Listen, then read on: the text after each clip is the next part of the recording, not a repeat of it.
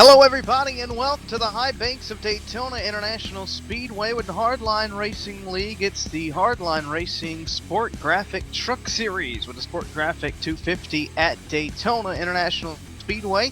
It's the second annual Sport Graphic 250. It's 100 laps, 250 miles. It's the season opener for the Hardline Racing League Series. Gabe Wood going to be on the microphone along with me, Ben Kilcrease, tonight. Rachel Whiteford is also going to be on the microphone. Cisco Scaramuza is getting the picture to you, Gabe, as we head into tonight. Drivers are antsy and they're on the grid. So we're going to be running through the starting lineup for the SG250.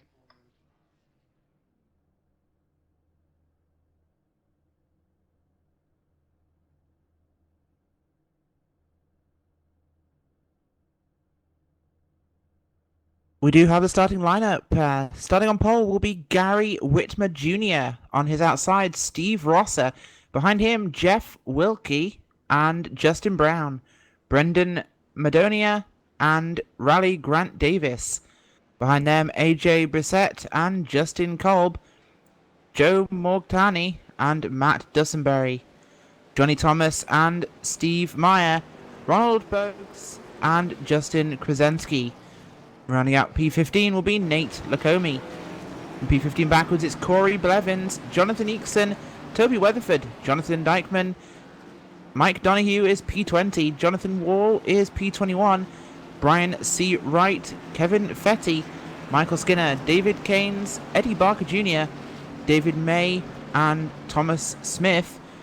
Clint Carr, P30 will be Brantley Burke, Curtis Aho, Cody Tabor, Bucky Burt and Mark Munoz will be rounding out your field. Well, the cars are running around now to catch up to the pace car as we will be getting ready to go green for a great session of racing here at Daytona. 100 laps in the high banks of Daytona Speedway. Guys, it's going to be an incredible race. Oh yeah, it's going to be absolutely incredible. These guys are going to get ready. This is the first race of the season. They want to get the race and see if they can start off with a bang. Very much so. As a pace car now heading through turn 3 and 4, we get set to go 100 laps of racing here at Daytona. Gary Whitmer Jr. will be taking over control of this field from the pace car in just 1 moment's time. That pace car taking a long left turn to pit road. It will take that left turn and Gary Whitmer is in control. Green flag is out and we are racing at Daytona. Great start by Steve Rosser as a very poor start by Whitmer Jr. Nearly getting turned there by Jeff Wilkie as a huge run on the outside for Rosser and Brown as they will drop down to the inside. No, Steve Rosser will be not making friends early on as he will drop his partner on the outside, move down into that low line position. Of course, guys, we do know that with the way the track is now, this bottom line will become quite difficult for these guys in a few laps.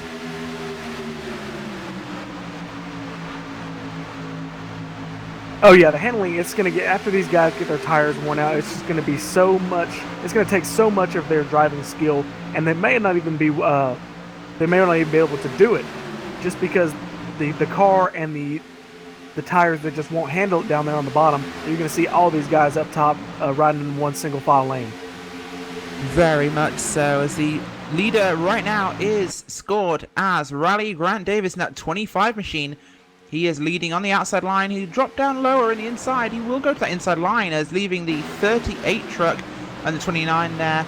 That's not the 38. That's actually the 98. His camera was in the way of the 9 there. So Justin Kolb and that is Matt Dussenberry leading the charge on the outside. They will both go to the front as the partner will stay with his partner for the first time we've seen so far in the race. But P2 will drop down. Will the leader? No, he's not clear as everyone's ditching their friends, guys. Yeah, that's one thing you're going to have to look out for. You know, I wouldn't expect it this early, guys ditching each other. But, you know, you guys are going to keep that in the back of their minds as we go through the rest of this 100-lap race. Did that guy dump me whenever I was trying to push him to the front? They're going to remember that and do the exact same thing when it gets down to the brass tacks, gets down to time. Very much so. Of course, this is very much a team race. Everybody's racing for themselves. Everybody races for that one finishing position, that one paycheck. But at the end of the day, you race play tracks, you gotta have friends, you gotta have help, and well, as we just discussed, you don't make friends by leaving people out to dry early on in the race. pays to keep those friends sweet, pays to keep them out front, as it will be the number 29 truck of Matt Dussenberry leading this time round, with the 25 truck behind him, Riley Grant Davis in P2, the 98 truck of Justin Cole back in third, 2 wide behind them. That is the 81 and the 00 Sean Meyer sitting back in fourth and fifth place. There's light contact between the two of them there as the 00 goes up high. 24 looks to think about shooting the gap there. That is Corey Blevins. He was tempted, but he holds back. He'll run up higher. 00 looking for a gap on the bottom, but he cannot find it right now. Racing very furious early on, guys. More than perhaps we're expecting, as drivers may be expecting an early caution.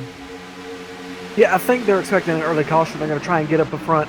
You know, most of the guys who started in the back, or maybe started toward the middle of the pack, they're going to try and make their way up front. So if that caution does come out, it's going to be big with this many cars in the main pack. So they're going to try and work their way as far forward as they can and try and miss it. Guys toward the back, they're going to ride there, wait out that caution if and when we get one. Very much so. Well, your pole sitter Gary Whitmer Jr., 06 truck, he's back in P number 11 right now. He has gone backwards since the start of the race in the green flag here. That bad start for him only making it worse as we have trucks touching the apron there. The 98 truck of Justin Kolb having a very near miss there as he skirts that apron. Something you do not want to be doing this early on. Drivers, though, fighting right now for the bottom line, Gabe. They are really not wanting to go up high and give space to let somebody go underneath them. Yeah, I think that's more of a product of how big of a hole these trucks punch in the air. You know, even if you get a couple of cars to disrupt that outside lane, they're going to get trucked there by the inside lane just because it's a shorter way around the racetrack.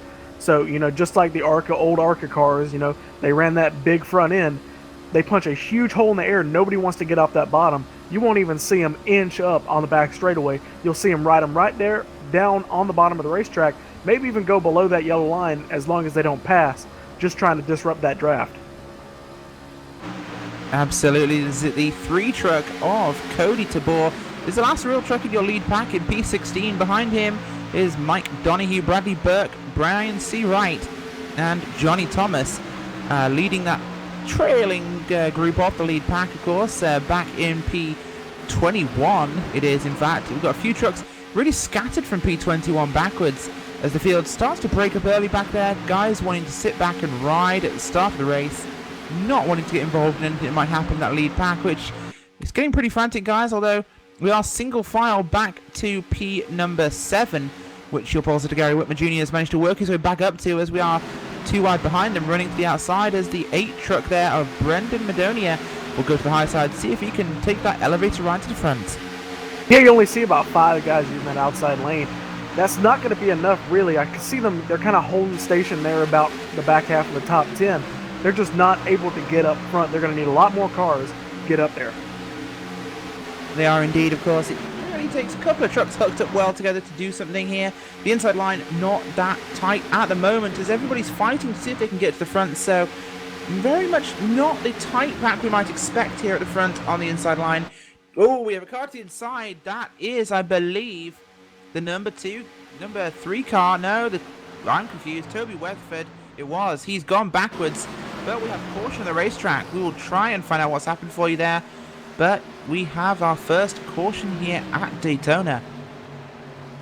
It was back in the rear end of your pack, in fact. We're going to get a replay for you now.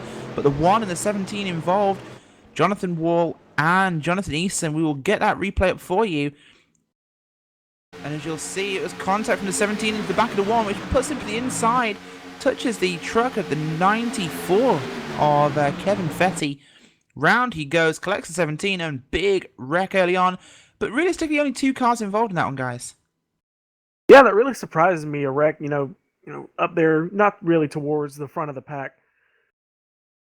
But, you know, not a lot of guys get taken up in it, and, you usually expect that, especially with these trucks you cannot see over that rear deck lid. If somebody checks up in front of you, you're automatically slamming on the brakes and guys can get turned around, and that's how the big one operates. That's how the big one gets formed. It certainly does, and behind them it was 2 trucks also involved, the 38 of Curtis Aho and another truck who, well, I can't work out what his number was because his numbers are all black, which is a really smart move for Munoz. And that is the number 34 truck there all-black monstrosity as he comes back up on the racetrack and he collects the 32 truck and the 21. We have a wreck in front of our wreck in front of our wreck. So cars will be pacing now, heading down pit road most likely in the next few moments as the leaders start to catch that pace car. And we'll see exactly what happens here. Yeah, we're approaching lap 10. We're in our caution here at lap 9. You should see a lot of these guys just pit. Maybe the guys toward maybe around the top 20 gamble and maybe take 2 tires. Maybe even stay out in general just to make up that track position, because with the way these guys are racing, only 2 lines forming, not that real pack racing we're used to, you're not going to be able to make up those positions on the racetrack if they continue like this. We are not, and most of your leaders not going to be coming into pit road here, so we will see your first pitters, and it'll be back further in the pack. That will be the truck there of, I believe that is the 05 truck of AJ Brissett. He will come down pit road, one of the few takers we have, but trucks behind him will come on down pit road. We have a good group of trucks heading in. We'll see whether we take 2 tires, 4 tires, or fuel only. Expecting, though, this early on, 4 tires to come in, as we have the majority of the back of your pack heading to pit road. Yeah, with your 15th place driver, AJ Brissett, coming on the pit road, see what he takes since he was the leader out of the group. He takes 4 tires and fills up the car. So I think that's going to be the norm for these guys. You know, they've run enough laps in practice. They had almost an hour to get their setups fine-tuned and find out what they need for the race. So I think 4 tires is going to be the call, just so these guys don't go off strategy. Well, such a huge amount of the field coming down pit road. You really can afford to take 4 tires here. Full fuel. Make sure that car's ready and set, and off you go again. Of course, we are very early on. Lap 10 of 100 here at Daytona International Speedway. Well, it's been a great race so far. It's been exciting. We've had some maybe controversy, guys. We've had some friends being ditched and partners changing very rapidly here, but a little breather, perhaps what they need. Oh, that ditching, partners, that's just Daytona. You know, it's a product of the racing. If it happens to you, you don't like it, but you accept it. You know that you'd probably do it to somebody in the same instance if it meant you could keep the lead. So, you know, you don't approve of it, but you love it whenever you're able to get out in front, and that guy that's just as fast as you ends up going to the back of the pack. They do indeed, but we know what happens when we get cautions. They breed more cautions, as we have right now. Your leaders starting to form up again. You'll be going green, I believe, in 1 or 2 laps here, so we'll keep an eye on that, as it'll be at least... No, this will be the time round. The pace car's lights are off, I believe, so we'll be starting to form up 2 wide now to get set to go to green, this time by the flag. So your field forming up at Rally Grant Davis on the front row with Matt Dussenberry. Those two have been at the front for the longest moments, and behind them Justin Kolb, Justin Brown will be forming your second row. Third row back, Steve Rosser and Roland Boggs. Gary Whitmer Jr., your pole sitter, back in 7th with Clint Carr on his outside in P8. Cody Tabor and Brendan Madonia round out your top 10, and they will be going green this time by. Gabe, predictions, do we get a caution on the first lap, or will it be a few more? Well, if you can go off of what we saw a lot of near misses with these guys going around the racetrack, but they were able to hang on to it. You know, I'd like to go off top for just a second. Look at your 8th and 9th place drivers right now. They've started in the 29th and 32nd position. That is a heck of a lot of position to make up, even with half the field pitting. That is a lot of track position to make up in just under 10 laps. Oh, Cody Tabor, we believe the number 3 truck has not pitted, so he's worked his way up here and will be staying there for the time being, I believe. So a lot of track position gained, certainly what he wants to see, but whether he can stay up there is another matter entirely. But we will be going green this time by field in control of Raleigh Grant Davis, as he will get the very rapid green flag after the pace car pulls into pit road. And we'll be back racing at Daytona. Here these guys set come to make that big left-hand turn now, as we will go green. Flag out now. The flag man waving on the stand as we get a good run, and Matt Dussenberry will get the best run. But Grant Davis coming back on the inside as we have a good start in the top group of your drivers. Poor start though for, I believe that was the 86 of Ronald Boggs, who's being pushed now by the 12 of Clint Carr. We're going to have a good battle for the lead here. We've got about 4 or 5 cars lined up behind the leaders at about just about the same amount of distance, maybe a little bit closer there on the bottom with the 98 pushing the 25 to the lead. But 25 moves up the racetrack. He's going to cut off the 29, but that's going to give an opportunity for the 98 of Justin Kolb to move down to the inside of the racetrack. He is the control car there on the inside. But the 29 of Matt Duesenberg, he is tucked up right behind that number 25 of Riley Grant Davis. Very much so. Riley Grant Davis not really learning to block, but in fact pulling Dusenbury forwards with him. Now he has the opportunity, so we'll see those two drop down as a pair, I suspect. Clearly working together as they have been for the majority of this race as he pulls down right in front of Kolb on the inside there. Makes that move very close, but they do it. 25 up on the top, so those two trucks really controlling this one as long as those two lines stay together. The outside line moving backwards slightly here as we start to see that inside line gaining a little bit of traction early on, but we'll see things come back towards the front again as we see Grant Davis back up to the top to pull Dusenbury forwards. Yeah, I think we saw that inside lane make a huge jump just because the 29 of Duesenbury, he got the momentum off the 25 of Davis, and as soon as he caught up to the back bumper, he moved down to the inside and he was able to pull the inside lane with him. And we also see that with the 98. The 98 caught up to the 29, and the exact same thing happened. The 98 pulls the inside lane, but now the 25 of Davis is hooked up with the 29, so these guys are pulling out again. I think it's just going to be a back and forth match all night. Well, the outside line was the biggest line there we had early on as the two cars of Dusenbury and Davis were leading there. But with them both pulling down now, that outside line starting to struggle. 4 or 5 trucks up there versus the 7 or 8 in the bottom, but the bottom very split up now. We've seen the first real teamwork we've seen all night here between Dusenbury and Grant Davis as they are working on that inside line. 2 trucks not willing to drop each other, making friends for later in this race when it will be very important. But contact behind them though between the 8 and the 06 of Whitmer Jr. there, very nearly causing a moment, but the 25 will go back up to the top. That is Riley Grant Davis. He will go up there and perhaps check the outside line, pull it forward a bit, as he does in fact go back past his teammate, we're going to assume, or at least a sparring partner right now, dropping back down to the inside.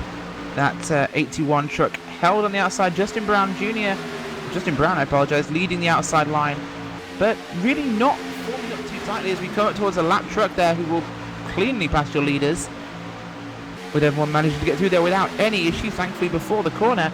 But out front, it is still Dusenbury and Grant Davis. They are leading well. Outside line holding strongly, Gabe, despite the inside line's dominance.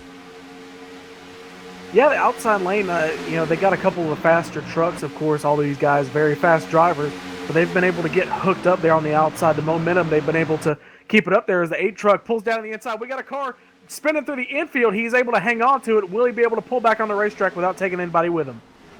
We'll have to find out, but we'll try and get a replay of that moment for you, as that was, I believe, down there, the 8 truck of Brandon Madonia, who gets loose, catches a bit of that curbing, or the yellow stripes there, the painted stripes on the racetrack on the infield section there on the tri-oval. He gets loose, he goes down to the infield through the concrete area, through the grass, but he does in fact hold on to it. Great piece of driving from him though, rejoining the racetrack after the pack has gone past him, only just requiring some avoiding action from the 32 involved in that. Oh, we got a wreck on the front straightaway. Huge pile up on the front straightaway. Everybody misses it except a couple cars. Take us through it, Gabe. Looked like a couple of guys changing lanes up front and trying to get the numbers for you. Looks like the 12 of... Trying to find the name. It was indeed the 12 and the 88 trucks up at the front of your field. Those were Clint Carr, of course, who had been, well, he started back in 29th and he was running up at the front here as we saw the car of the 88 truck there of, that is the driver, I believe, belonging to Steve Rosser, who had qualified second, outside front row sitter there, coming down and turning the 12 up into the outside wall. Big incident there, collecting a good number of trucks. Yeah, it also looks like the 12 of Clint Carr kind of moved up off the bottom there at the same time the 88 pulled down, so I think those guys were kind of just destined to hit each other. One of those unfortunate 50-50 incidents we often see at super speedways of cars changing position on the racetrack whilst overlapped. Unfortunate for them, but your leader right now is the 98 of Justin Kolb. He is sitting out front now after qualifying 8th, ahead of Riley Grant Davis, Jeff Wilkie and Justin Brown.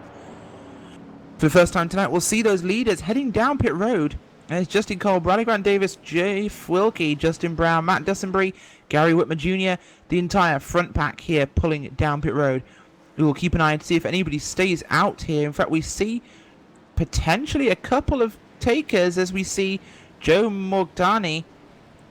He will stay out, I believe, to inherit the race lead. And he will. So, no, Morgdani will be inheriting a race lead here at Daytona, should he not pit. So, bonus points for leading for him. You know, Rachel, as we get these guys coming off pit road, and the 98 looks like he's going to win the battle off pit road, but I'd like to go back to that near wreck we had with the 8 of Brendan Madonia. You know, he saved it. He did a great job of saving it, but I think that wreck was almost bound to happen. He was moving back and forth all over the racetrack trying to find a line, and I think it finally bit him going through the tri-oval. He just made too much of an aggressive move. Absolutely, of course. These trucks, visibility's poor when you're pushing, and the guy behind often will not know just when you need to back off, and there is a communication that needs to be done between these drivers, and well, you can't see what you're pushing, you can't see what's in front of them, and you've just got to hope the guy being pushed is your eyes. He steers the pair of you where you need to go, and when people drift up and down, it causes those problems, and we saw it right there. Yeah, we've been talking about friendships for the first couple laps here. Most of these guys, they had a plan coming in. Of course, that plan could change so much. But these guys, they get private radio channels. They get in contact with each other via iRacing or TeamSpeak or whatever their chosen source is. And they communicate with each other. But if you get, you know, we've had a couple wrecks here and guys get shuffled back to the back in the pack. Those friendships have been broken up. And now we have guys who had no intentions of working with each other. So they have to rely on each other completely blind, as you said, and they have to be their eyes. So, you know, these guys, they'll take who they can get, but they really want somebody who they have a permanent link of communication with. Oh, very much so, and it's one of those real issues for these guys. But, well, we have a rather interesting leader out there in front, don't we? Yes, ladies and gentlemen, our leader right now, a little bit biased toward us, but LSRTV commentator Bucky Burt is out front, so I'd like to congratulate him. He's out front, so hopefully he can stay up there, but he's got a huge pack of cars right behind him. Yeah, look where he qualified. He started back in 33rd position in a field of 34 trucks, so second to last, and, well, he's up there now.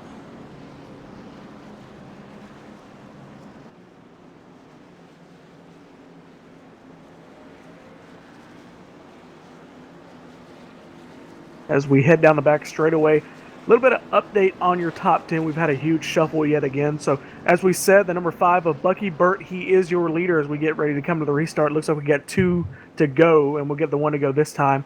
Sean Meir in the 00 will start in second. Bradley Burt in the 51 in third. 53 of Joe Morganti in the 4th position. Last car on the top 5 is the 98 of Justin Kolb. Riley Grant Davis will start in the 6th position. Jeff Wilkie in the number 10 truck will start in the 7th position. Matt Duesenberg in the 29 and 8th. Corey Belvins in 9th. And Justin Krasniski in the 10th position. Of course, what this really does is it puts Grant Davis and Dussenbury on the same line on the restart, on the outside. So they'll be hooked up, ready to go. We've already seen, Gabe, that those guys are definitely working together here. Whether teammates or not, they are certainly partnering up, it seems, for this race. Yeah, they're really good working with each other, but I think they need to harness that because it seems like every time one of them gets in the lead, whether it's the 29 or the 25, they get dumped by the other driver. So they're going to have to get working together for as long as they can. And you know, you may not be able to pull a gap on the rest of the pack. That may be the worst case scenario because the pack will catch them and just overhaul them. But just keep the lead, maintain control of the race because that's what these plate races are really about, is control. Absolutely, and really control here is an illusion at Daytona. There's no such thing as control. You just have to go as fast as you can and hope the people around you are willing to work with you. And with all the dumping we've seen in the initial 20 laps here, Gabe, it's almost like a high school dating pool. Everyone's hooking up and ditching each other as soon as they see somebody more attractive. Yeah, it seems like these guys, they get the invitation to prom, I want to go with you. And as soon as they say yes, somebody else comes along and takes it. It's kind of heartbreaking, but you always have that opportunity. somebody you never worked with in practice. They could be very fast. You know, the driver you came into the race wanting to work with, you have all the preparation, the communication with them. They may not be the person you want on your back bumper or front bumper as we get toward the end of the race. But you know what? Before we get to the end of the race, we got to get this race restarted. So we're going to have 80 laps to go as we get the restart lights off atop the iris.com Ford Mustang pace car. Bucky Burt in the number 5 Chevy Silverado on the inside. He will be the control car on the restart. 00 Sean Muir, also in a Silverado, will start second. Like you said, immediate restart here. Green flag in the air. Bucky Burt gets a good restart, but the 00 is right there. Looks like the 5 is going to get clear there. The 51 of Bradley Burke's going to get a run. 5 jumps up to the outside lane. Bucky Burt going to pick up the 00 Sean Muir, move the 51 into the lead for the time being. Yeah, Bucky Burt definitely reading this track properly, knowing he wants to be up there. And it's probably better to be running maybe 2nd, 3rd, 4th, 5th in the outside lane than it is to be down there on the bottom, wearing those tyres out, which will really cause this truck to push up the track. You have to lift out, you'll lose speed. So running in the outside lane, a real advantage at this stage. The 00 at the 5, and here comes the 29. As those two guys begin their ballet once again. Yeah, the 29, I think the 5 and the 00, they were working their way up. But when the 29 pulled up, he just halted their momentum. So I think it would have been a better decision just to stay tucked under that 25. Because we've seen their prior history. They work really well together, but I think the 25 has other intentions with that 51 of Bradley Burke. I also think the old big swerving around there on the racetrack as the 29 goes for a gap in the bottom, but I think the 29 really had a problem there. He's got some damage on his rear bumper from pushing earlier on in the race. Someone's obviously given him a big shove, but perhaps losing a bit of aerodynamic grip there, bit of downforce, so he's dropped back as the outside lane there. Burt and the 00 really fallen back now. They are sitting back in about 10th place. Yeah, we were thinking that decision to move the outside and pick up the 00 was the right decision. Maybe it just was not the time. You know, the cars that were up in the outside lane just was not enough. As we see them getting freight train, you know, speaking of freight train, we've got a long line of cars going back to about the outside the top 10. Everybody lined up single file. They're looking just to chill and ride right now. But all it takes is one person move to the outside lane. It could be the 4, Justin Krasniski. I believe he started 10th, so he's made a good opportunity of his restart. But all it takes is, looks like it's going to be the 10, I believe, of Jeff Wilkie jumps to the outside, but nobody goes with him. So he's going to go right to the back, or at least till the 5 of Bucky Burt picks him up. Well, what we're seeing right now, Gabe, is there's a lot more erratic driving going on since the drop of the green flag. First 20 laps were relatively tame here, actually. But it seems right now people are slow, people are spreading out, people are making different lane changes. And no one's really staying hooked up in a good line here.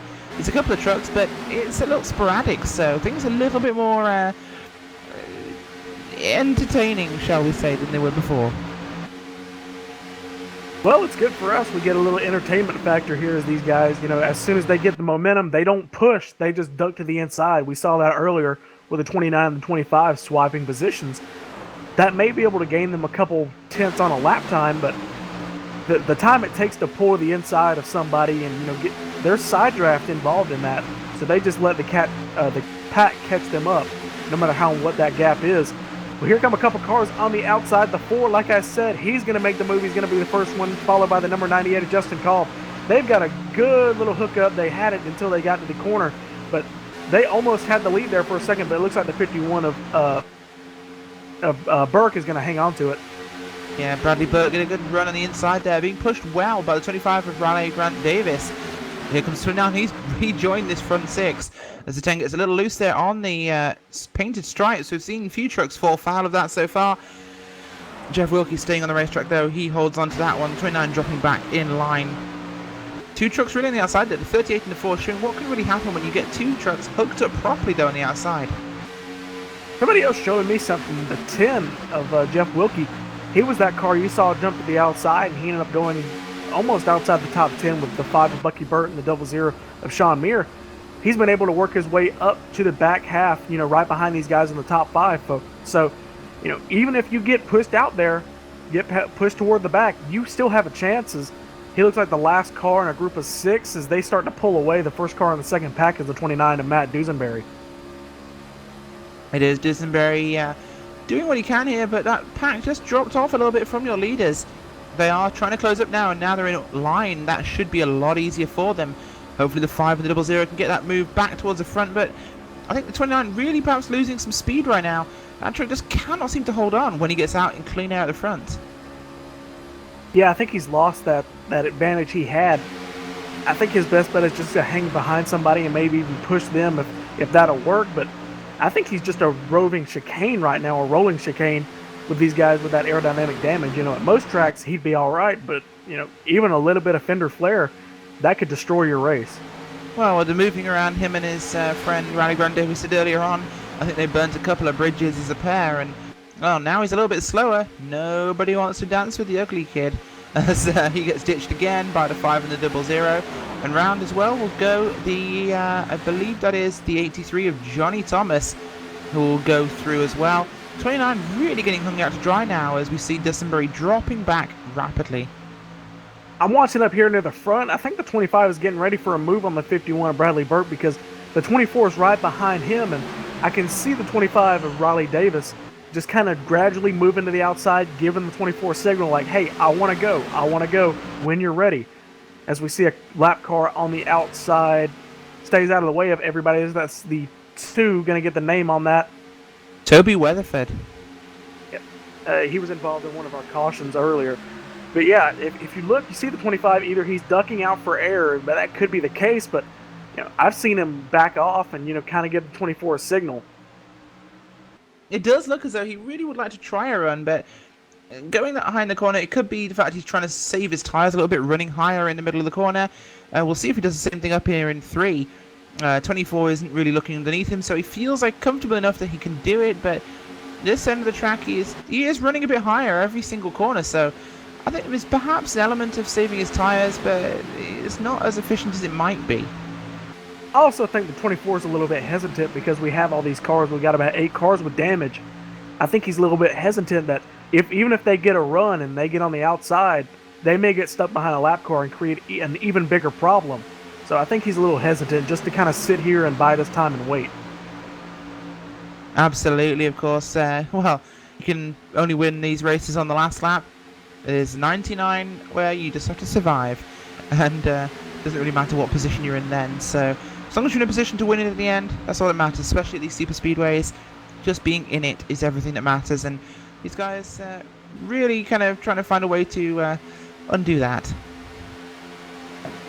All right, as we get these guys, a couple of them singled out, single file. We're going to go to a commercial break right now. We're going to be right back with the Hardline Truck Series here on LSRTV 2.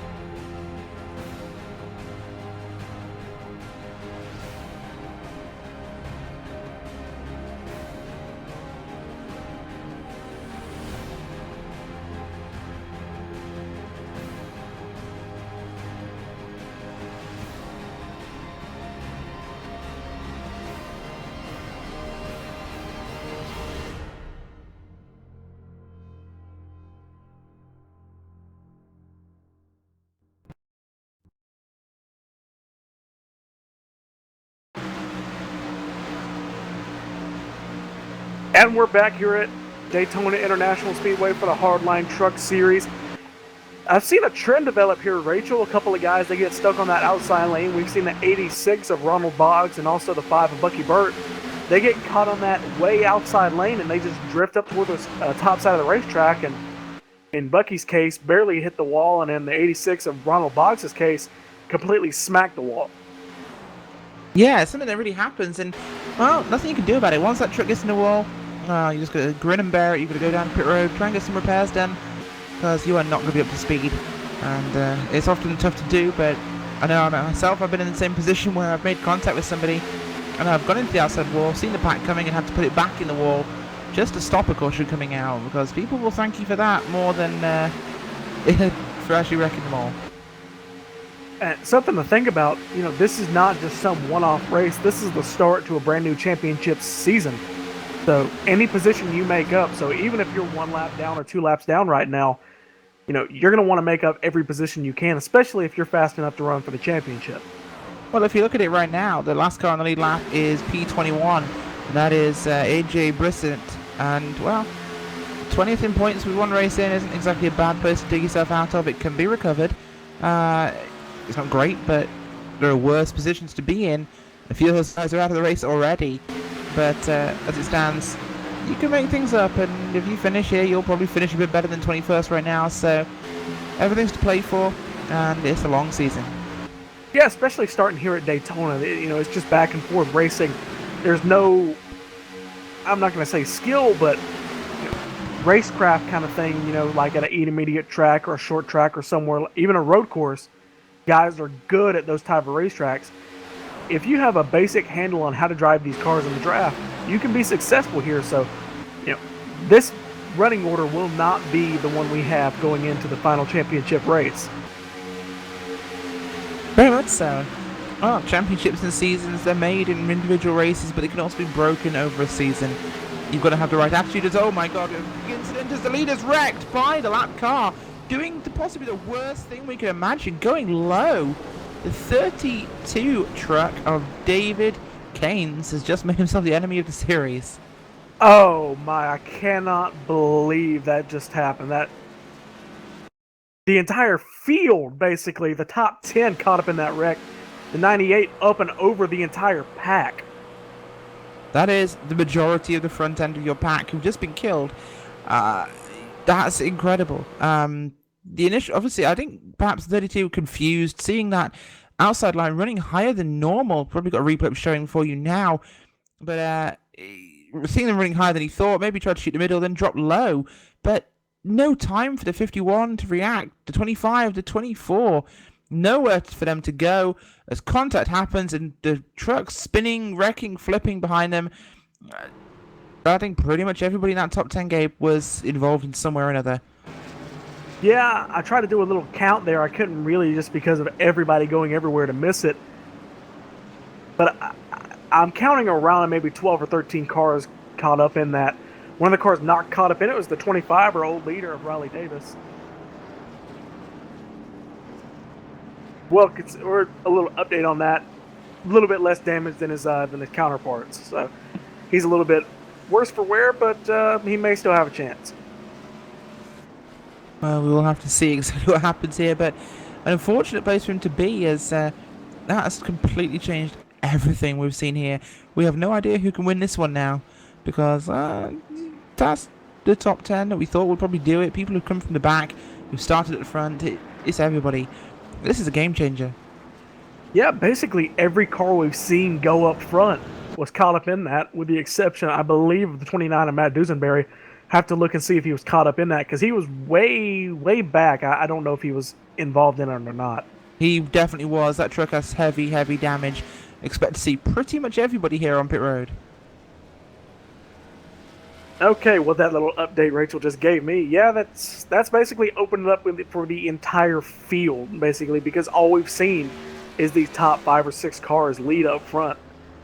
Going back to that wreck, the one thing you need to do in that situation, is just hold the outside lane and make sure the leaders get around you. They can see you. They can have the best view of you. So just hold your outside lane, That's where all the lap cars have been running before, and work your way around them. Very much so, and it's the I suppose you'd say the convention for super speedway racing is if you're a lap truck, you go high, or you ask the leaders where they want you to go. They might say run low, or they might say run high. You ask them usually when they're not that close to you, and go where they want, or by default you go high. To come down that quickly in front of the leaders, he could only know it was going to end one way, so potentially a deliberate action, we don't know, but insane regardless. Yeah, even if they give you no answer of which way to go, run the high lane for as long as they can see you, so they know they can get predicted, they can predict where you're going to be. So even if they have no idea, no verbal communication with you, this is a little LSRTV racing school, I guess. But if they have no communication with you, just make yourself known. Just show, hey, I'm running the outside lane. This is where I'm going to be. Run that for the entire time that the leaders can see you, and then they can deduce you're going to be up there, and they can adjust their racing line accordingly. He just made 3 or 4 moves right before the pack got to him. He did. I'm not sure he knew where he was needed to go, or where he perhaps wanted to go, and just an incredible bit of confusion. Yeah, I think the only thing we could say about that is really incredible. Absolutely. Well, from what we've seen, maybe 2 or 3 trucks left who are clean in this race, so could be an easy one for them.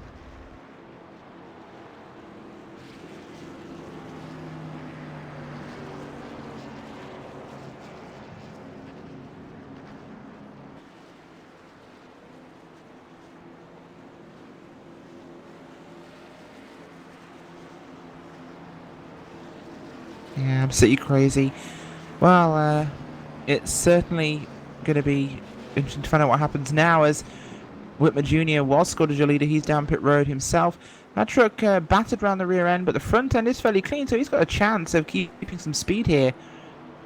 The truck who is leading right now is the 00 Sean Meir, as he decides to try and mate with the pace car, but that truck looking fairly clean, actually, Gabe. It's largely undamaged, as is the truck behind him. That is the 40.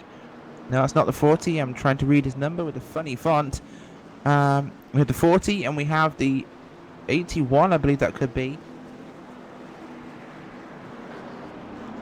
No, it's not the 81. I'm completely missing the point. The 81's in 4th, and we also have the 40 ahead of him. So yeah, Eddie Baker Jr. and Justin Brown up into your top 3. Behind them, that is a 53 of Joe Morganti, I apologise. And up there, those trucks are looking fairly unscathed, so we could have a race still on our hands.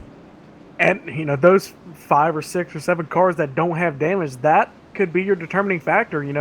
Not how good of a car you've had for the first 30 laps. How clean is your car? We could have a 7 or 8 car pack just of clean cars, and then the rest of the guys fighting it out.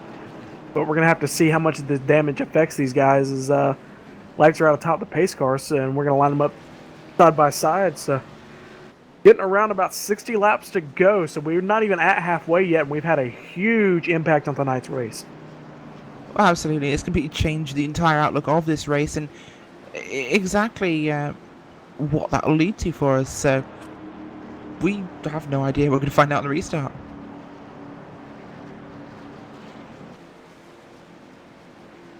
As the cars roll down the back straight away, huge. If you just tuned in on the broadcast, huge implications right now. The top 10 or 15 cars taken out in a huge pileup with a lap car, and that's completely changed this race.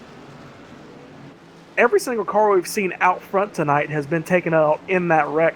The first of your leaders is in the 9th position, Riley Grant Davis. He's the highest car that does not have that much damage from the original pack we had. The pack we have now is going to be led into the green by the 00 Sean Meir. Pace car's lights are off. It should pull off any second now. The 00 will get a good restart.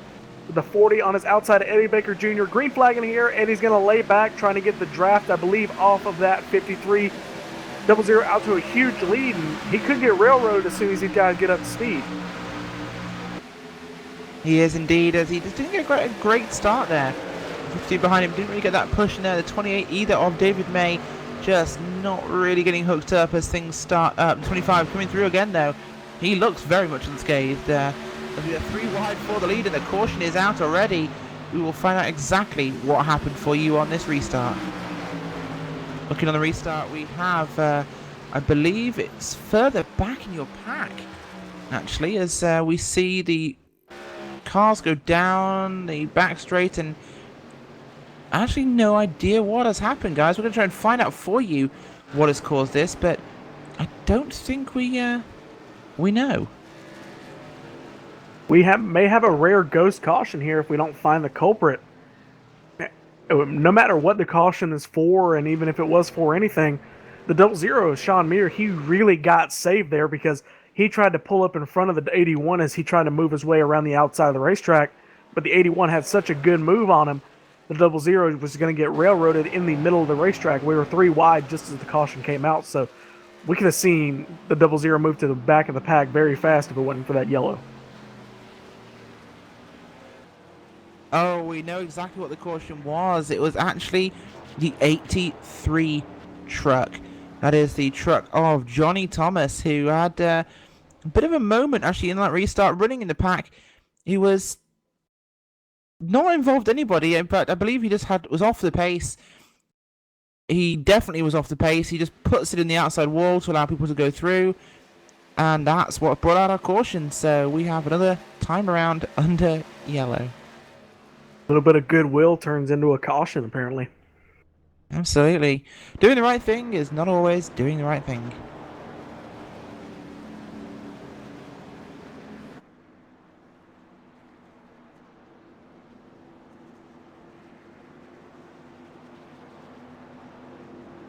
Well, the cars will go back around the track under pacing conditions here as we get set for another restart in the race so far today. Judging by what we've seen so far in the times, we've had 1, 2, 3 cautions in this race. 4, actually, if we consider the one we just had from a restart. So, 4 cautions, and well, now we're joined by Gabe and Sean Meir. Yep, Sean Meir, 00, Gabe Wood, LSRTV broadcast booth. You got a copy?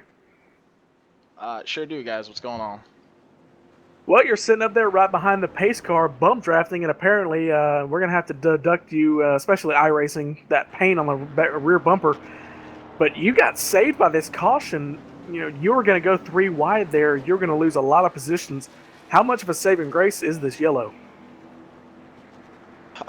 You know, we don't have that many cars left, so it's not really much of a saving grace. I kind of wanted to be in the back anyways. I went back at the beginning of the race to help out Bucky, and we just wanted to ride for the whole race. Yeah, but it's good to be up here. You know, I kind of was trying to do a little blocking move. Didn't work out so well. Yeah, we saw on that restart with Bucky and the number 5 truck, he got in the lead. As soon as he got clear, he pulled up right in front of you. So you guys must have been, you know, had that plan here from the start. But we saw you guys slide to the back, like you said. But right before we had that big wreck, we saw you guys working your way back up front. Yeah, we were just running to the back. We just wanted to ride. We were trying to make a pit strategy, see what we can do for this fuel mileage race. It was doing fine and everything. You know, we had a couple damaged trucks that were in front of us that were kind of just ruining the pace a little bit. But once we got around him, we just started motoring again, and we tried to get up there, and it's a shame that Bucky got caught up in that wreck, and it's just the way a cookie crumbles here at Daytona. Yeah, talking about that wreck, you know, you were in the middle of the pack when it happened. What was your view on? All I saw was smoke. I didn't see anything but smoke. I was just, you know, praying that I didn't hit anybody. I had somebody behind me. They were trying to check up too. I was also forcing them down, and I'm not sure who it was, but I thank them for, you know, giving me room to get down so I can get out of everything. But it was definitely quite a fest, that was for sure. Well, when you look in your rearview mirror, you got the 81 of Justin Brown, Eddie Baker in the 40, Joe Morganti in the 53, Curtis Aho in the 38. We've seen you and Curtis having some good racing here, especially in the Texas preseason race a couple weeks ago with another league. You guys are very acquainted with each other. You think you'll work with him or any of the other guys in the top 5? You know, I don't really know. I kind of got to see what everyone's going to plan is. it's Daytona. You know, they could work with you up until that last lap, and then you just got to figure out what to do at that point. Everyone seems just going to ride now. You know, we're all being racy too much this early in the race, and hopefully we can get some more green flags in here for the fans.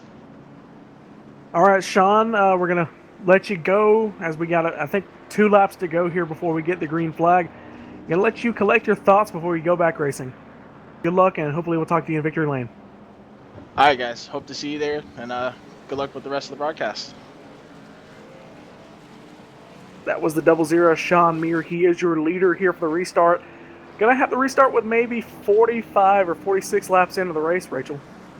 We are indeed, and well, just approaching halfway now, and well, 4 or 5 cautions. It's going to be a long race if it carries on like this, but as he said, not many trucks left in this race, and with the vast majority, I'd say, of the rest of the field now damaged in some way or other. I think this one will spread out and stay largely green, so I'm expecting our next pit stops will be under green flag conditions. That's going to be a whole nother hurdle for these guys. You know, all of them should have communication through the iRacing server, and they need to do that coming off turn 4 and on the back straightaway saying, hey, I need to pit, I'm coming in now. Because if you don't, we're going to have another situation with a slow car getting run over by the rest of the pack, and we're just going to have Big One version 2. Well, you certainly have to make sure that any lap down cars don't pull in front of the leaders. Yeah, that's going to be one thing to look out for. Well, we're going to try this again. Sean Muir gets another chance. He said he's going to try and work his way to the back if he gets a chance. So look for him to pull high and everybody else trying to take advantage of that open lane. We will see that indeed as trucks forming up too wide now as we get ready for that restart. We will be going green with 55 laps left on the play clock here at Daytona. Everything still to play for.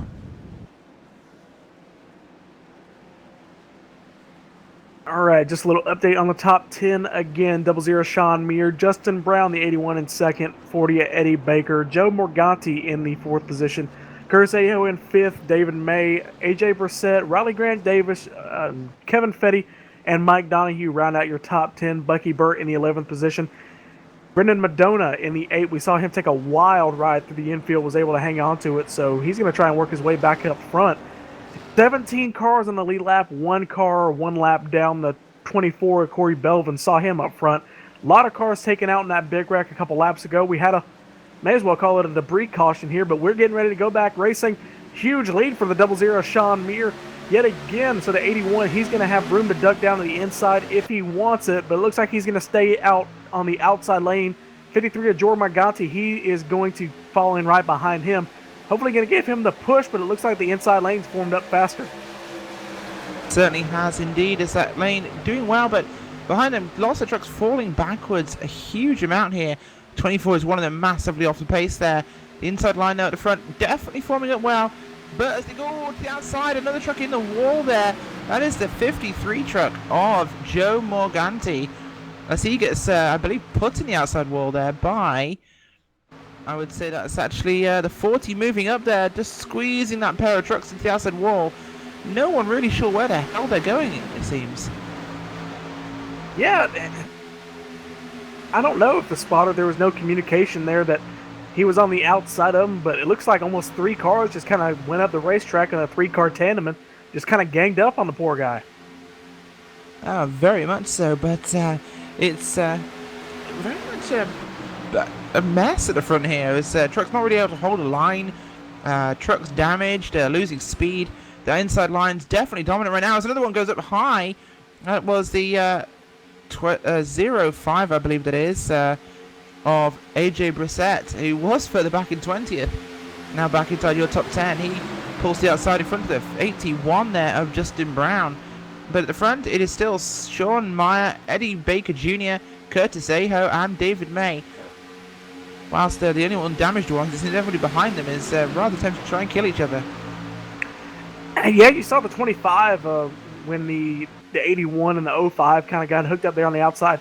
A couple of more cars jumping to the outside. I see a couple more. It is the 28, I believe, jumping to the outside. But a couple of these guys, 29 to the outside. So they're going to try and get this outside lane for him, but you saw the 25 of Davis. He was the tail end car, but I think he's got a little bit more damage than those guys, so he wants to stay inside the pack. He wants somebody in front of him and behind him. So, yeah, I think he made the smart move jumping the inside lane. Yeah, the 29 there seems to be holding up that 0-5 in the 81. So we're trying to look for a way around him, but he doesn't want to let them go. He wants to stay in front and try and get pushed, but expect those guys to split him in a moment and try and go around. This could cause us another caution, but as it stands, the pack pretty quiet at the front with the 40 just having a quick look at the outside leader, maybe looking for air right now because he is pushing pretty hard. Yeah, we saw the 25 doing that earlier in the race. I almost thought he was kind of giving a signal to the cars behind him that he wanted to go, but he just never went. So I think he's just trying to get some air, stay tucked up under that 00. 00, I didn't say he's lying to us, but he said he wanted to go to the back, and I think he seems pretty content up front.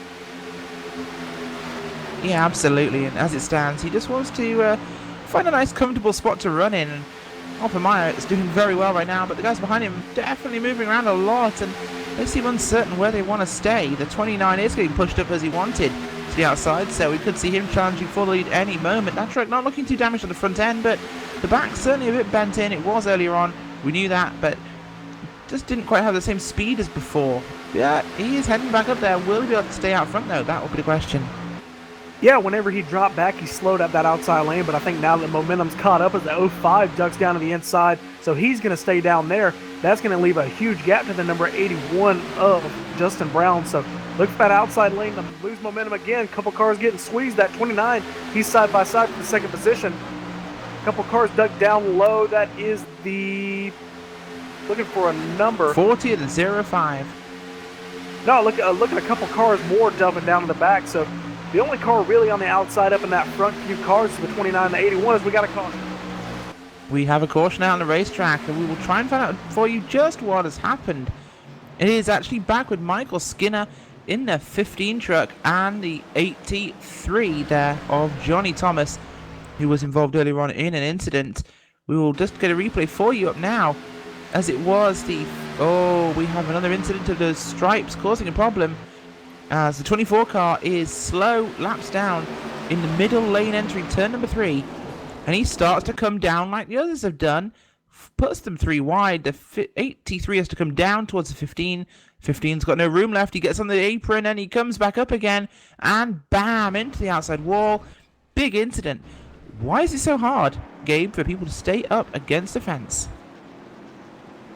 Well, I think it's that, that human reflex. A lot of these guys, they just have the instinct, oh, I hit the wall, I need to get back down. But you need to keep it up there because you're going to be 20, 30 miles an hour so slow that whoever catches you is just going to absolutely run over you. So you kind of need to have that in the back of your mind and kind of get rid of that habit and just turn the wheel back in, not 90 degrees. That's going to end up spinning you out and causing more problems, but just hold it up there and don't pull down right in front of the pack because that's going to cause even more problems for you. And, you may not even show up to race next week if you do that.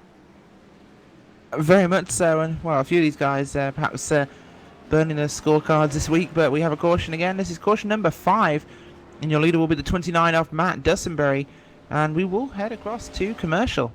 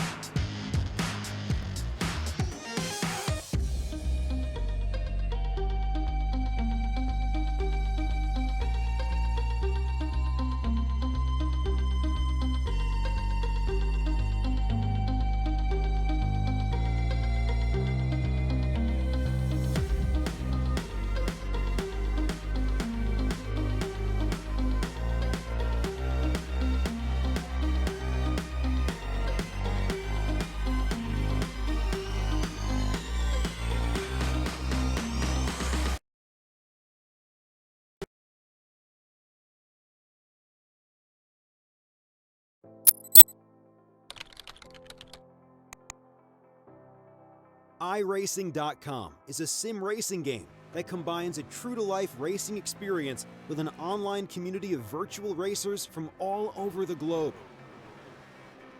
iRacing offers a multitude of officially licensed cars and tracks, laser scanned with millimeter accuracy.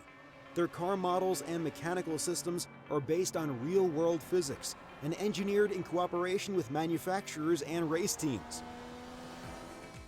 iRacing's web-based interface allows members to compare stats and test drive any combination of car and track instantly. Their skill license system ranges from rookie to pro, ensuring members are always pitted against those with similar skill sets. Members are able to sign up for a weekly race series, compete in time trials, host a private race with friends, and participate in racing leagues created and run by the community. With over 60,000 members, iRacing works in partnership with renowned motorsport organizations like SRO Motorsports Group to deliver virtual races based on the real-life Blancpain GT series. iRacing's Blancpain Endurance Series features team racing, giving members the ability to build a team and participate in races ranging from 3 hours to 24 hours. Additional partners include NASCAR, IMSA, V8 Supercars, IndyCar, allowing members to race in their very own 24 hours of Spa, Bathurst 1000, Daytona 500, and many more. iRacing.com, delivering the most authentic racing experience short of getting into a real race car.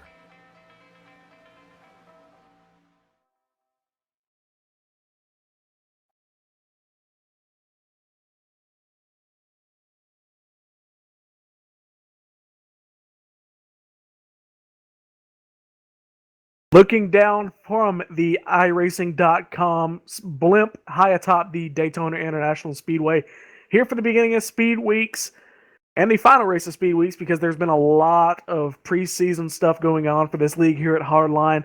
Guys doing little media day stuff, getting their pictures and stuff for the rest of the year. But it's finally time for some racing, and we just passed the halfway point. And these guys, they've had a caution. They've kind of had more chances to get kind of calmed down again. So, we're going to be lined up 2 by 2 here for the restart. We are indeed, and the running order has been set after the pit cycle, and several trucks have come out of the ringer. Matt Dustinberry leading in the 29 truck. Outside of him will be Sean Meir in the 00. AJ Brissett behind him, and Eddie Baker Jr., Brendan Madonia, and Rally Grant Davis, Curtis Aho, David May, Mike Donahue, and Kevin Fetty. Round out your top 10. Other positions will be shown on the screen for those backwards. But, well, it's lap 54 now. We're over halfway. We will get there.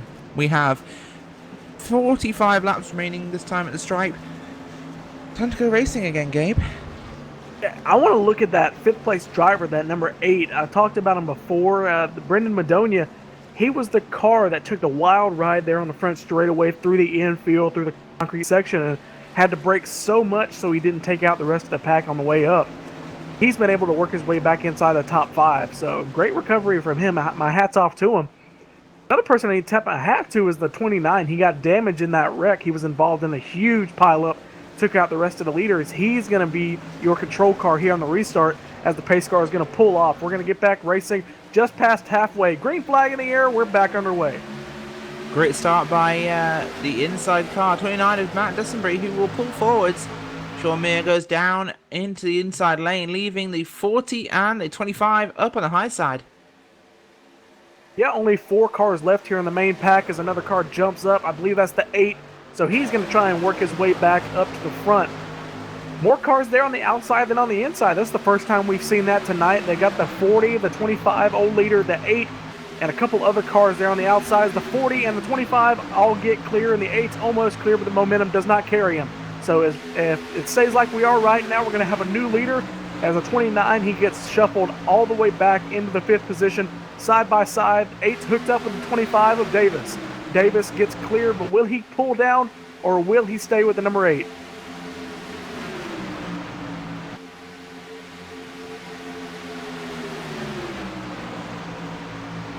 we might have some penalties for some drivers here. We have got guys pitting under green just after we've gone back live, so that's going to be an interesting one to find out for. Yeah, maybe some speeding on pit road or passing the pace car or something, but that allows these guys to get clear, and a couple other drivers. That's going to move the 29 back up into the second position. So just before he looked like he was going to be on the outside of the top 6 looking in, now he's going to move up to the second position. That moves the 25 back to third, and he's under attack from the 28, I believe, of David May, followed by the 38 of Curtis Aho. Very much so. Looking back towards the front there, 25 of Grant Davis leading, or was leading actually, as the 8 truck is out front. Brendan Madonia. 29 going up to the high side, getting a shove from the 28. Can he get to the front here? As the 25, 29 have both been changing lanes a lot so far today, Gabe. But this will get him out front, and we'll see him just ditch the 28, I expect. And he tries to, but he has nowhere to go to, because he made that move a little too early. The 29 might be a little reluctant to push him at this stage. It may. 28, he gave him an absolute shot there on the front straightaway. I'm surprised he didn't turn down and wreck the rest of the field. He hit him, enough to give him a 4X or something. That was a huge shot, and it was able to get him out front, but they just did not get clear before the momentum ran out. So that's going to move the 8 of Brendan Madonia back into the lead for the time being. 28 pulls down. That's going to leave the 28 on the outside with the 38 of Curtis. So a couple more drivers. 25 moves his way back up into the front. So these cars, the 2 guys we saw lead the first 20 laps together, they are nose to tail again. Lap car finally gets out of the way. That looks like the 40, I believe.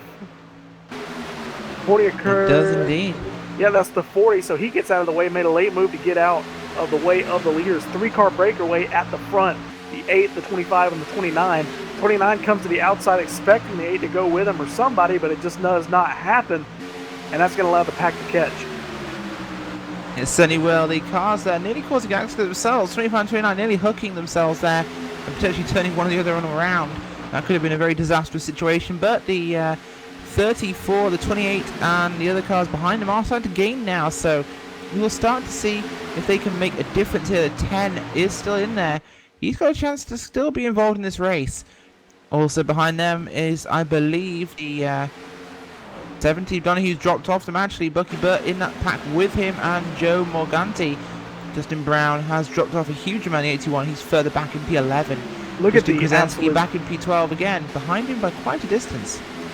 Sorry, Rachel. Absolute gaggle of lap cars. Cars spinning through the infield. Back straightaway. Big wreck. Caution is out.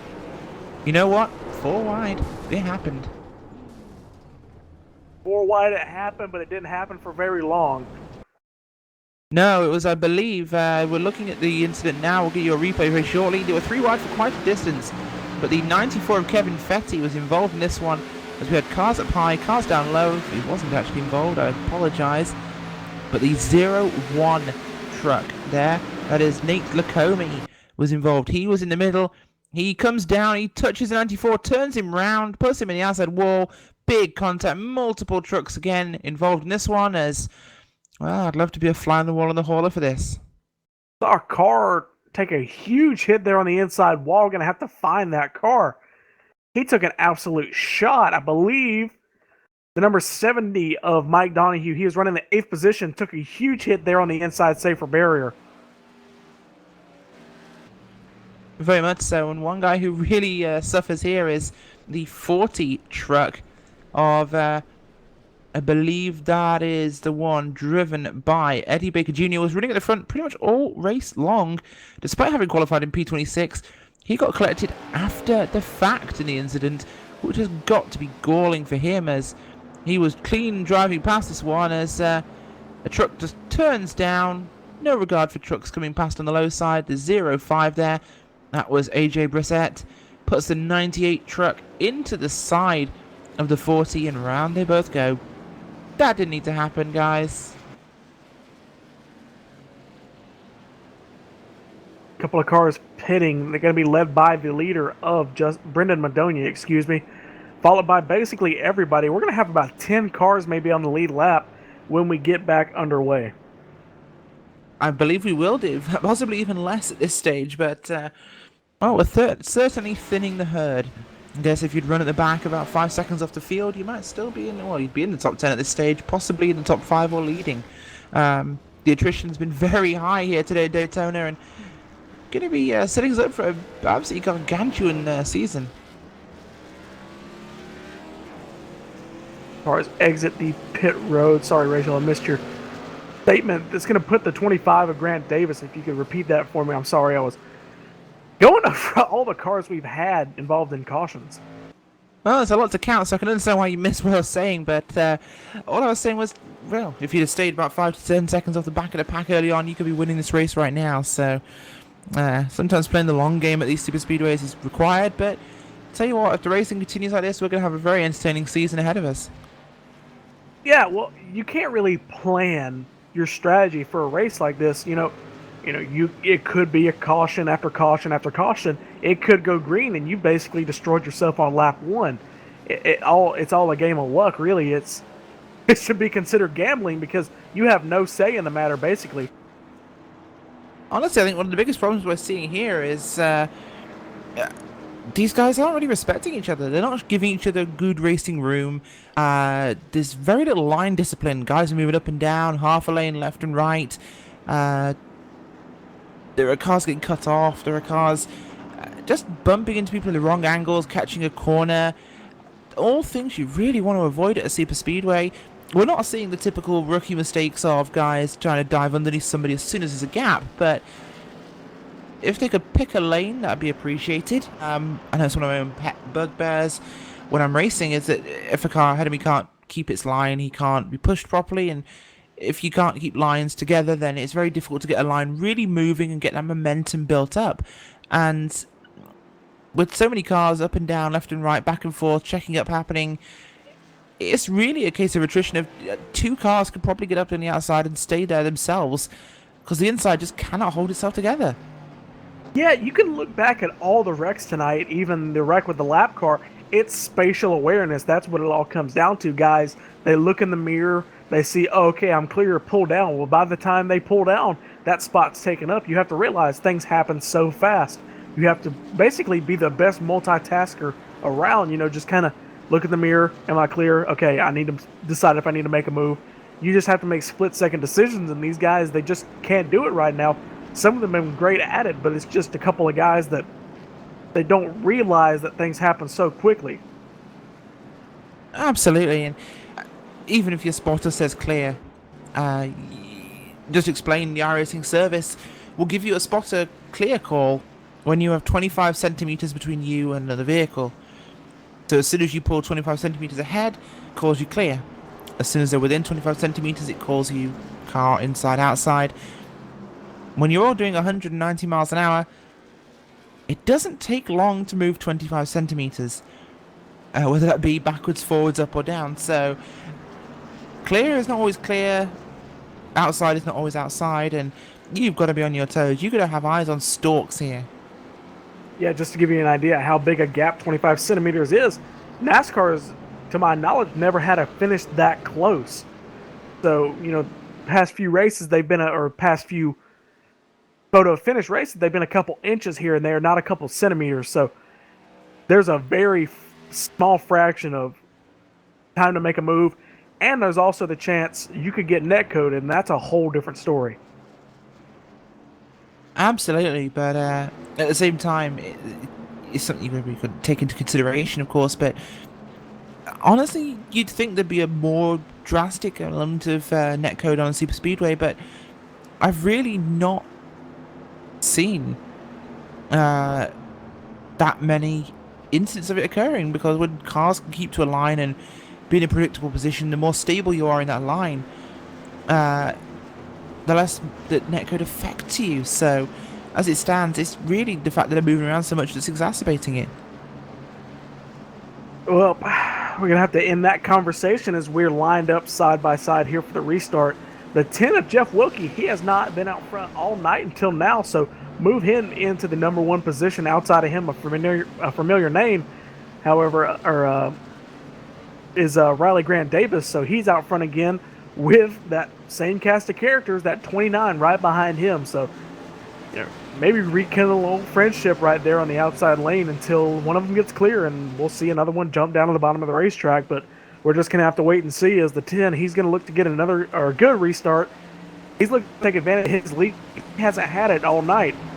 Expect to see that number 8 of Brendan Madonia right up there on his back bumper, trying to get them clear. The dynamic duo out there on the outside lane. Green flag in the air. Not a good restart for Jeff Wilkie, as the 29 and the 25, Davis and Dusenberry both get a good restart. They're hooked up nose to tail. Looks like the 25 is going to get clear by the time they get to turn 1, as the 8 jumps to the outside lane. So that's going to leave the 10 all by himself.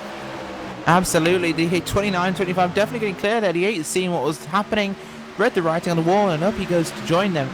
Although the 10 will be joined by the 28 now as they start to pull down. And will the 25 be hung out? He is. As the 28 comes up, here comes the 38 as well. It's the party to see who can get to the top of the track there. As it seems to be the better way around for these guys. 2 trucks left on that bottom side. The 29 will be hung out to dry. Dusenberry just down there on his own now with that 10 truck. So it's really changing the dynamic of the race as we look back at LSRTV's own Bucky Burt. He's down there on the inside. He's inside the top 10, so go Bucky. Yeah, he was one of the few cars that kind of got just a little bit of damage there on that wreck around halfway. He's worked his way back up into around the top 10, so good run for him. His teammate, however, the 00 Sean Meter, he's mired back in the 13th position, so a little bit of gap back to him.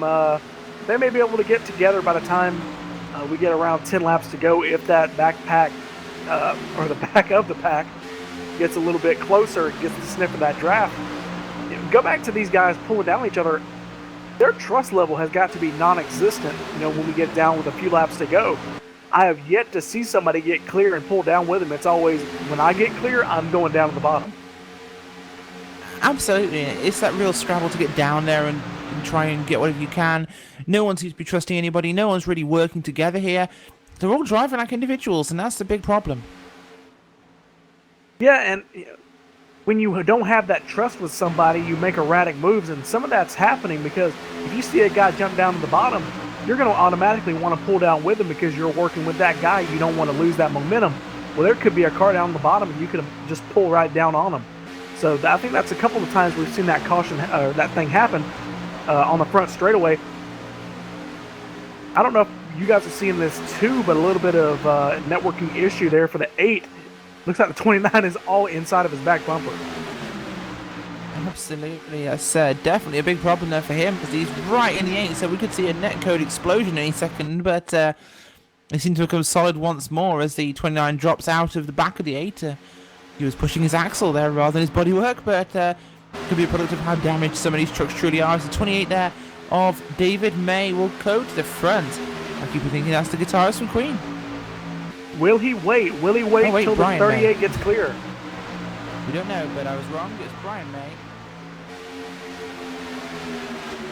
No, incident for the 8 truck. He goes down onto the grass and he will come back up the track. Inevitably avoids everybody though, so the first sensible thing I've seen all night. He does it. It's the second time he's done that tonight. He's got a great handle on the race car when it's going sideways through the infield, so if we had a race here on the infield, we could be crowning the 8 as a champion. But, he's got some great car control when things go wrong. Absolutely, and it's a very necessary thing to have, especially here. Leaving the racing surface at 190 miles an hour will do that to you. Looking at your leaders, though, David May right there, the 28 leading this race with Curtis Aho. Both those guys qualified 27th and 31st, so that's what it takes to win one of these, is by surviving it. And see, we've got even at front here, we've got trucks moving down when they aren't clear. Guys who are trying to find a way down and just not sure what they're up to. The 25 and 29, they were fine in traffic, but I think together with both little bits of damage, Gabe, they can't really hold on. No, and ladies and gentlemen, it actually happened. The 28 of David May actually waited on the 38 to get clear. So the first time tonight we've seen guys work together. That could be a good duo because now they've kind of formed that trust. If they can stay together there on the inside of the racetrack, 28 may have a good chance at it. Absolutely. Well, we did see that earlier, of course, with the 29 and 25, but they were the only other two, so it's great to see other people actually doing it too. Yeah, well, when we saw the 25 and the 29 do it, as soon as the guy would get momentum, he would go to pass him. I think the 38, he is just tucked up right behind him. He's content riding for the last 30 laps until he gets down to crunch time. Well, that's absolutely what you need to do. It's there's no point racing this early. Just ride. You've got about 30 laps, 31 laps, 30 laps this time by the stripe now to go. With this many trucks left in the race, I won't be racing until the last 10. You just need to stay in contention.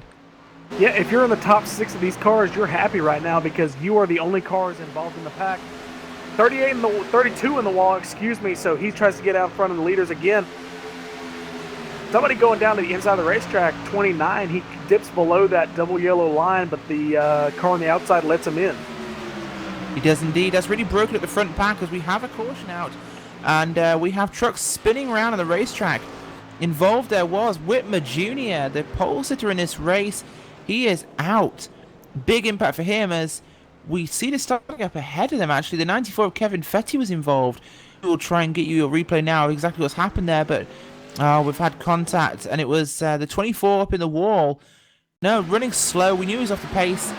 And the guy behind the 94 truck there, the 00 of Sean Mir, just, wow, God, Sean was doing so well. Mir just gets into the back of the 94, cannot see the slow car up ahead, pushes him, contact, hits him in the wall, round he goes, and that starts a chain reaction which involves so many of the trucks.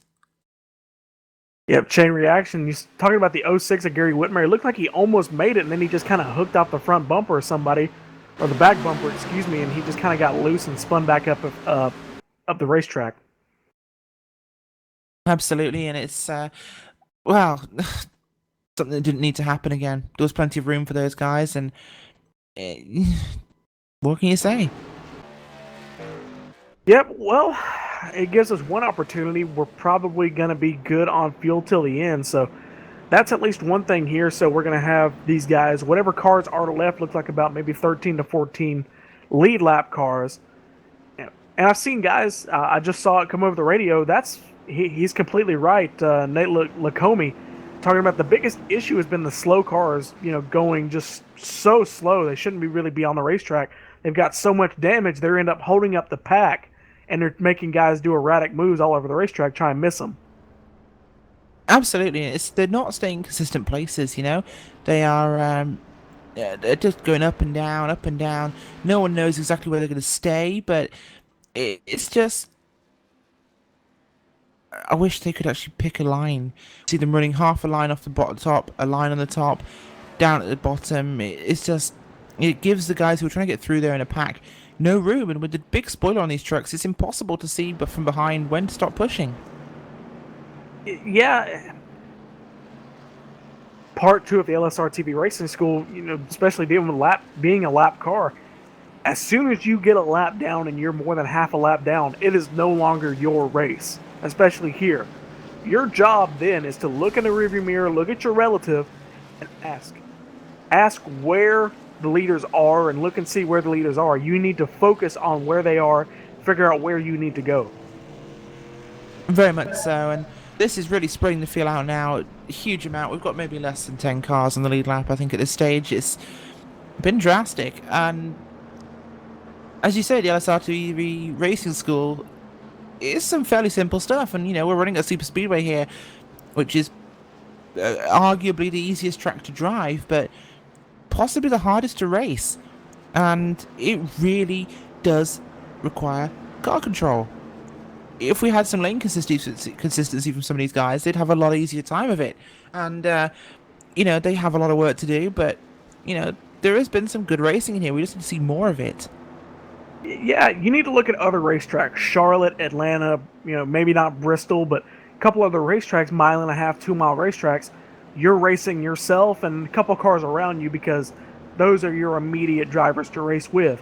Here at Daytona, Talladega, you are racing everybody. You need to look everywhere.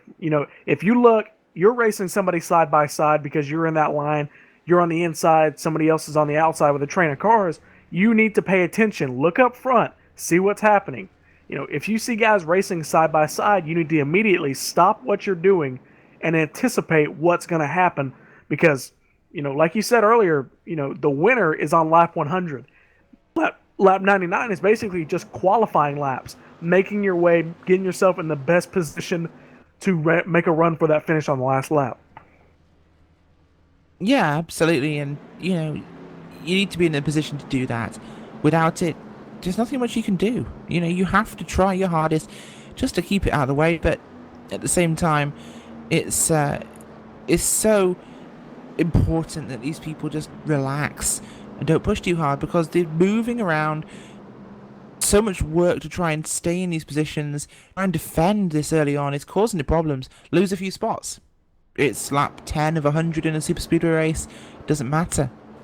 But, you know, it's just too much excitement.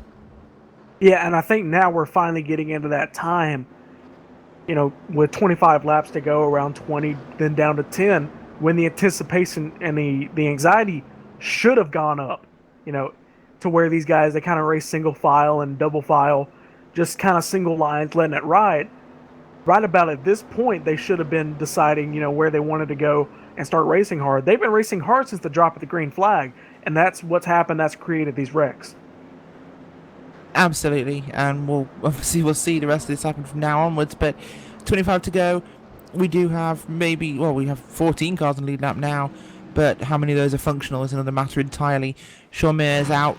Well, he's on track, but he's not in a good condition. AJ Brissett is also on track, not in a great condition either. Eddie Baker, Jonathan Wall, some damage on those guys, but this is really thinning the field. We're really starting to see some big movement. The majority of these numbers I'm seeing, Gabe, in this top 10 are low qualifying positions. They're guys who've just survived.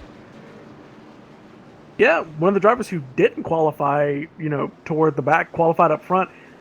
A saving grace for him, Brendan Madonia. He as soon as he makes that mistake and saves it through the infield, he's able to get a caution and get caught back up. So, you know, I think he's gotten the most lucky breaks out of tonight, and if he doesn't do something with it, I think he's going to be fairly disappointed.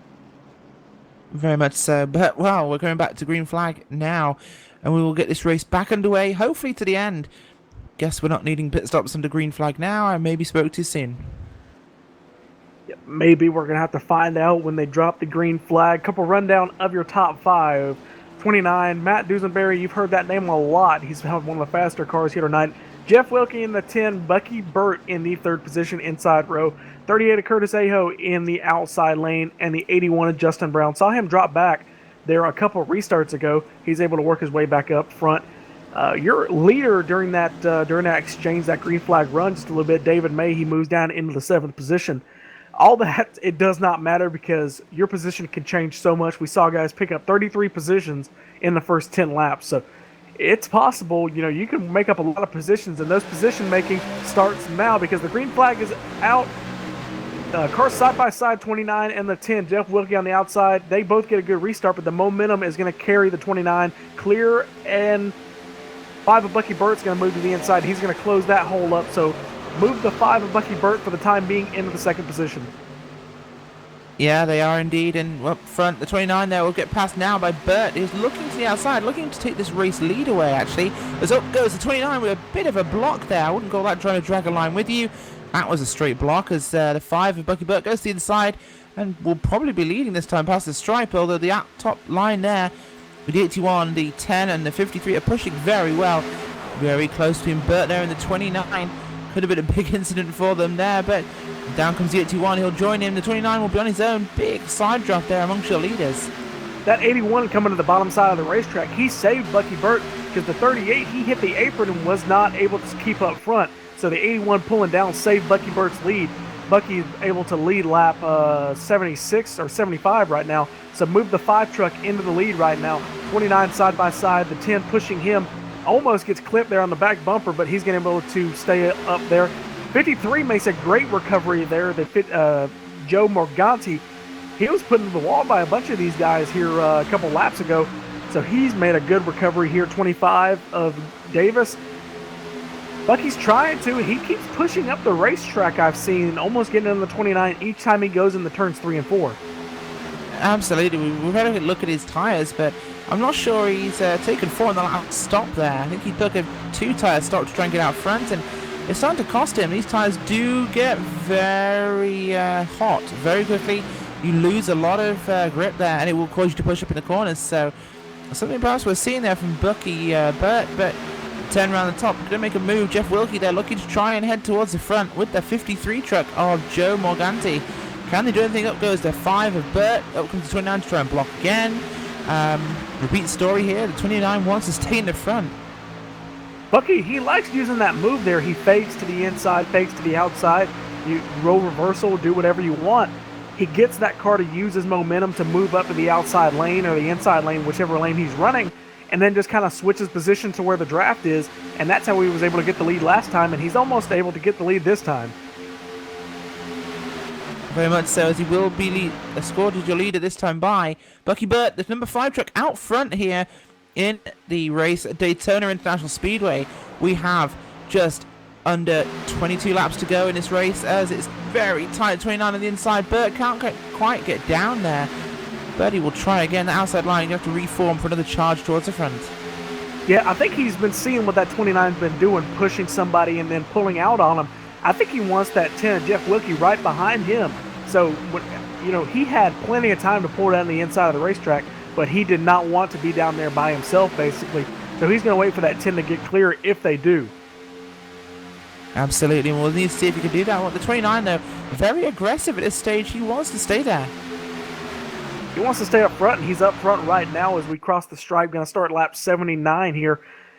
He's got that push from the 81. The 81's been one of the best pushers I've seen aside from the 29 and the 25. So 81's going to be one of the major players here as we get down towards the final few laps. I'd want that the 81 Chevy Silverado right behind me if I'm coming to the white flag. Or excuse me, I don't want him there because he's gonna make the move on you. But I definitely don't want that 29 right behind me because you know he'll make a move. Oh, very much so. As the 5 maybe looking like he'll try now, but 10 just not as able to push as we'd like to see. That 29 truck, though, I suspect he has a bit of damage on that truck. He will go backwards, as we've seen earlier on.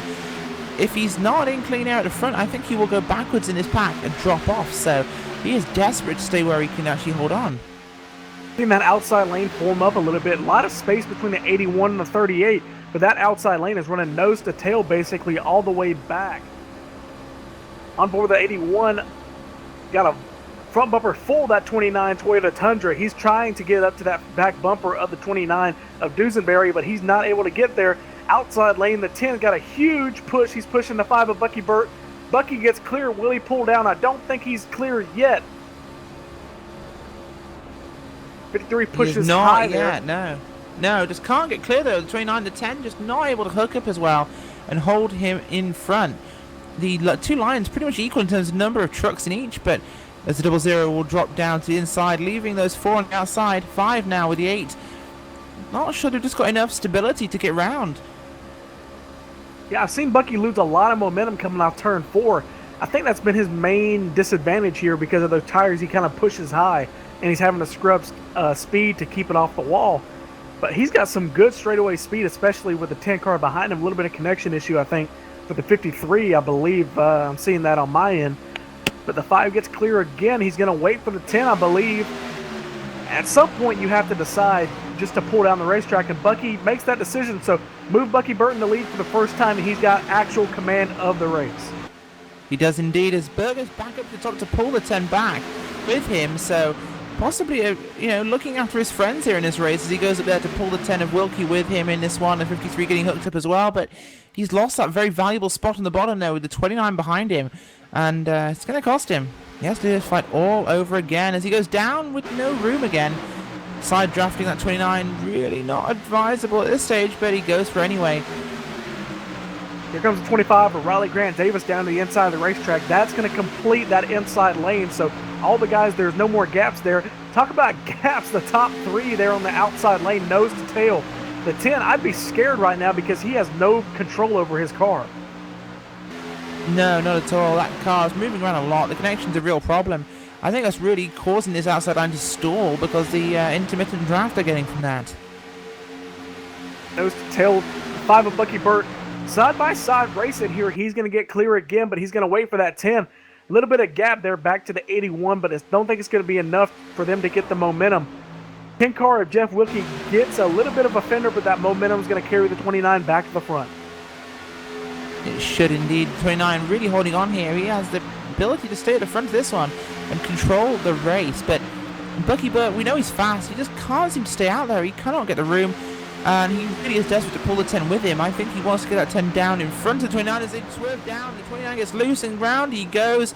But in an accident, big incident on the racetrack. And well, neither of those guys are going to win this one. That kind of ruined everything. 3 cars involved. Bucky Burt, number 5, Matt Dusenberry, and the 81 of Justin Brown. Looked like Bucky pulled down to kind of get that side draft, and 29 overreacted just a little bit, and it ended up getting him loose on the inside, and then Bucky ends up getting hit again. So, chain reaction there. Bucky Burt's And the initial 40. move.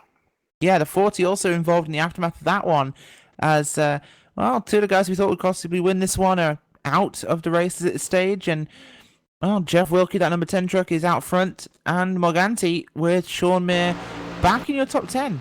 So, he's in P3. Everything can happen for him now. It seems like those 2 guys, Bucky Burt and the 00 of Sean Mir, those guys, they wanted to work together all night, but it seems like when one gets up front, one's coming, and one immediately gets in a wreck. So, the opportunities have just not been happening for those guys. Absolutely not. It's a real problem for them, and just this is what we've been talking about all night. It's the track awareness, spatial awareness, and looking at what's where.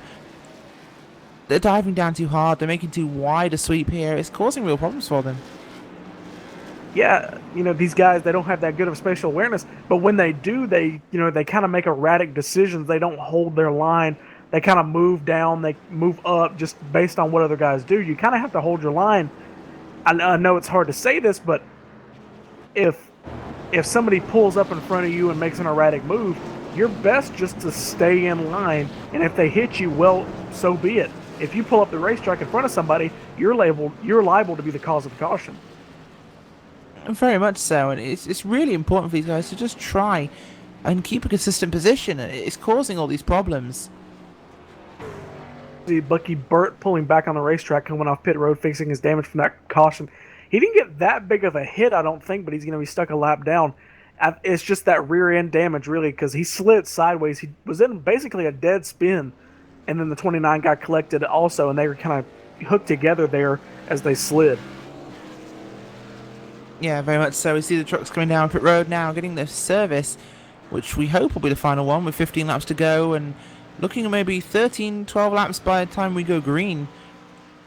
So we will head to commercial now, and hopefully we'll come back and we'll be live all the way to the finish.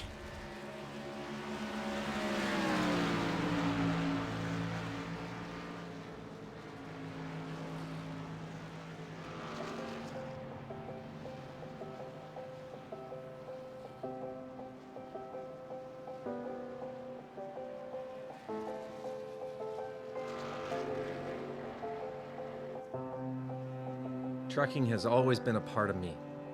It started years ago when my dad and granddad were hauling vegetables to market in Liverpool. The family immigrated to Canada in the late 60s and settled near Alliston, Ontario. I bought my first truck in 1982 and Mercer Trucking was born. Today, Mercer Trucking has over 50 trucks and terminals in Toronto and Los Angeles. Our storage facilities at both terminals can handle any size of distribution needs throughout North America. We service the continental U.S., including Hawaii and Alaska. We run over 120,000 miles per month and some of the best equipment on the road today. We specialize in less than truckload shipments, show freight, we do rush team service deliveries, and haul your refrigerated or heated product. Our regular team service from Canada to California is second to none, and our staff and drivers are among the best in the business. I'm proud of our people and what they can achieve. Trucking is in my blood, it's my livelihood, and it's what I do best.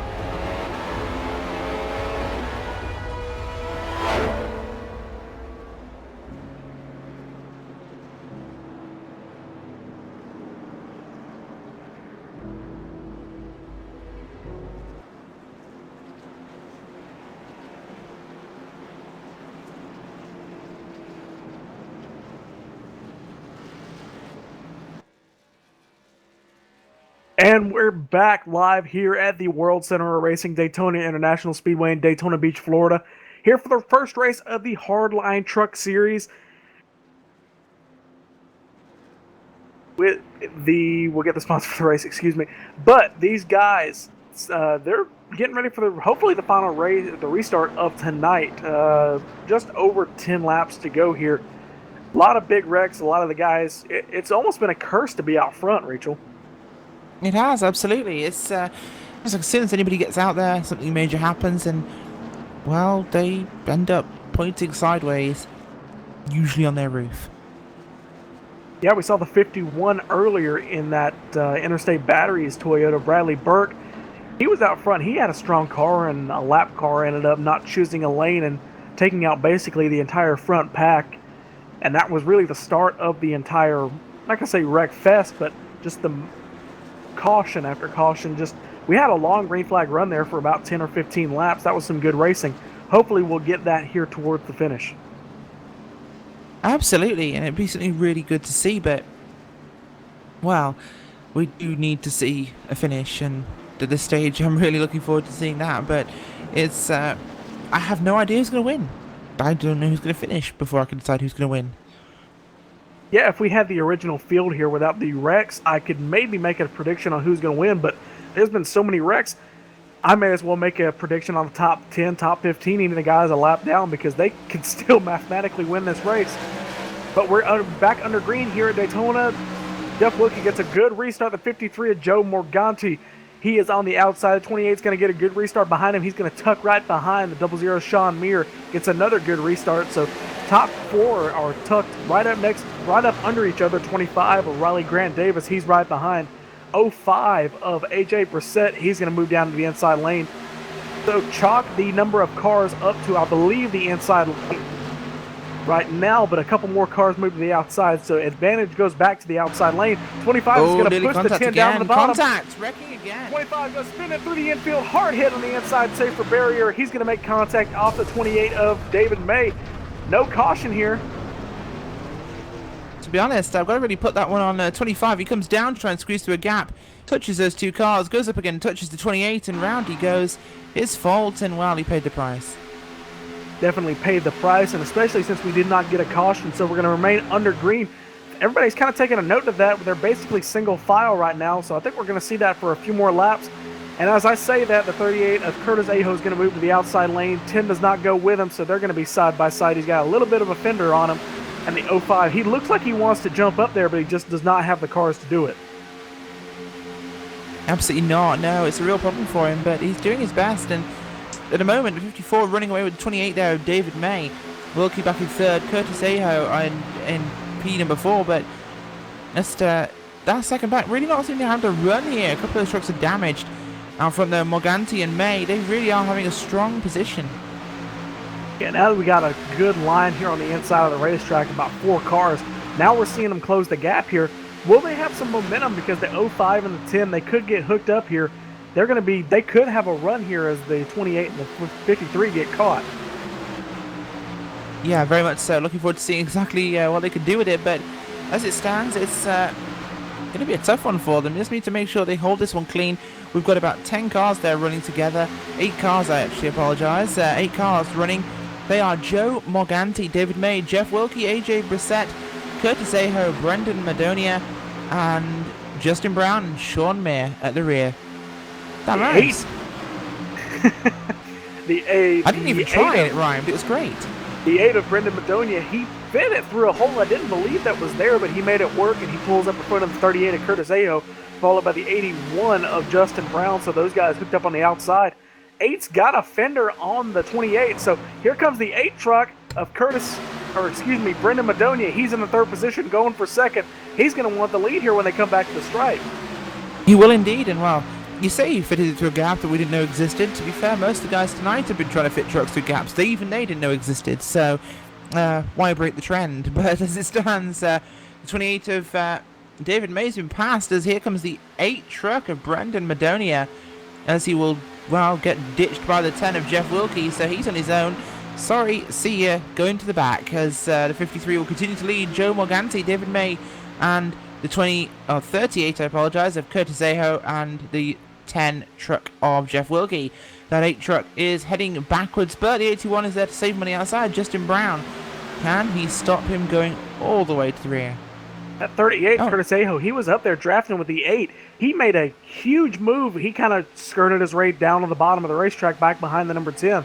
I didn't think he had room to do it, but he ended up making it work. So they are all formed up there. The 8 leaves the 81 out to dry as the 28. He's going to get a push from Curtis Aho. So we could have a leader now, a new leader. So the 28 of David May, he's to the outside in that 28 Chevy Silverado, followed by the 38 truck of Curtis Aho. But that inside lane, they're going to get formed up, so they're going to get ready for a push back. Talk that lead up to the 28 as they come back to the line. Yes, they will, and well, it could change again many times by the end of this race. The 28, though, now's the time to start burning those bridges if you feel like burning them, because, well, we're under 10 laps to go.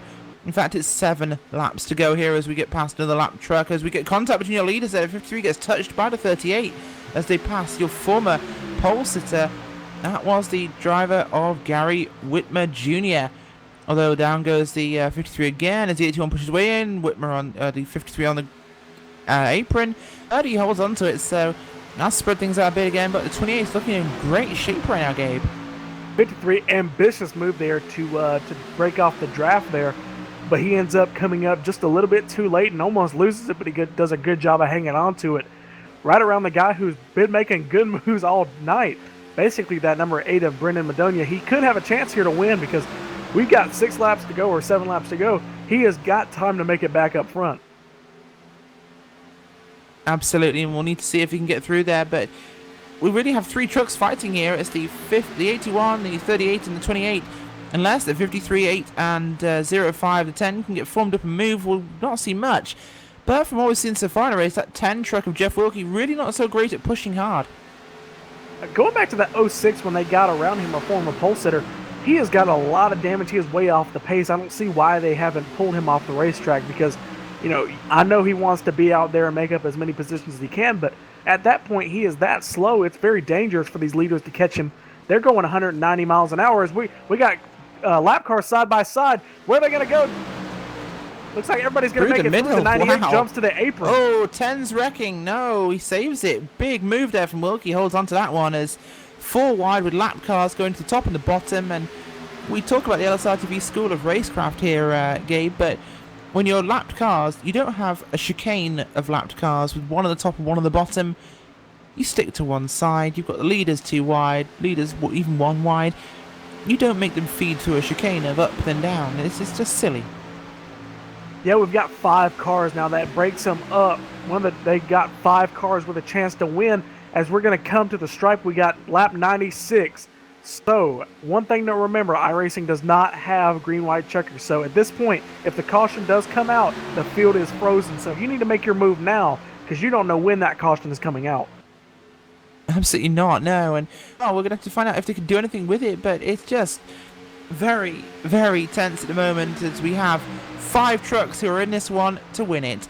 The 28 of David May, Curtis Aho in that 38, the 81 of Justin Brown, the 53, Joe Morganti, and the 8 truck of Brendan Madonia. We will have to see which one of them can make this one through as we are now in a position of, well, yeah, if this goes caution, we'll have a end of the race under yellow. But as we cross the stripe now, it will be 4 laps remaining. 4 laps to get it done, and we have 2 wide, 2 deep at the front of the racetrack here. 53 looking like he's making a good move around the outside. The 8 pushing hard here. This could be Joe Morganti's time. If he gets clear, he will probably be dropping down. No friends inside 5 to go. Yeah, it looks like we've got the battle of how your race went tonight here. Outside lane is 2 guys who have had to make a huge recovery to get to where they are.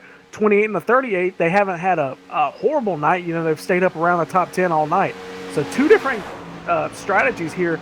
These guys, they've had to work a lot. Both of them have to work a lot harder. Looks like the 8th got a little connection issues. That's going to stall his little run here, but he's going to stay right there as we're going to come to lap 98. So 3 laps to go here at Daytona. 28, he is almost clear of the 53. At what point, whenever the 28 does get clear, when does he start blocking? Because that's going to be how he's going to be able to hold these guys off.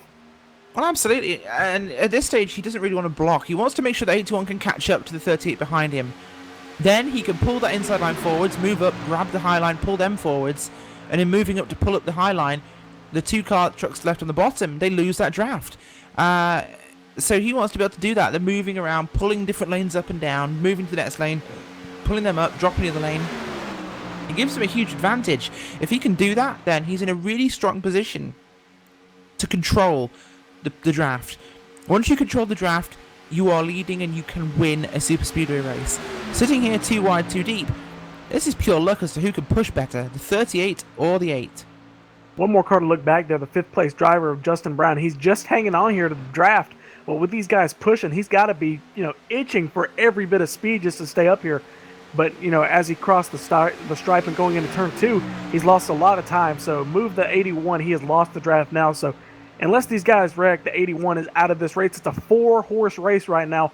2 cars on the outside, 2 cars on the inside. 28 of David May, 32 or 38 of Curtis Ahill on the inside. 53 of Joe McGarty in the 53 on the outside. The 8 of Brendan Madonia on the outside. We're going to come to 1 lap to go here at Daytona. Who's going to take the first checkered flag of 2016 for the Hardline Truck Series? They're side by side. 53 gets another run. Will this be it? This is going to be the last chance of these guys. Will he get clear and will he pull down? Because whoever pulls down, the 3 8... wide, not good. They're 3 wide here. That's going to break the momentum there. This is helping the the 28. This is Yeah, massively helping the 28. He's lost the draft, and look at the lap cars again. 2 wide there as they try to find a way. The 28 gets a good position through. The 8 is screwed. The 8 is wrecked. Out goes the 38. Everyone's dead. The 28 is clear. There is nobody to stop him now. We'll review that one after the race is concluded, but the 28 now will take the easiest win of his career. The 28 of David May will come out of the final corner here at Daytona to take the first checkered flag in the Hardline Truck Series of 2016. David May is your winner. Once they got through turns 3 and 4, when they got off the back straightaway, there was nobody left to challenge him.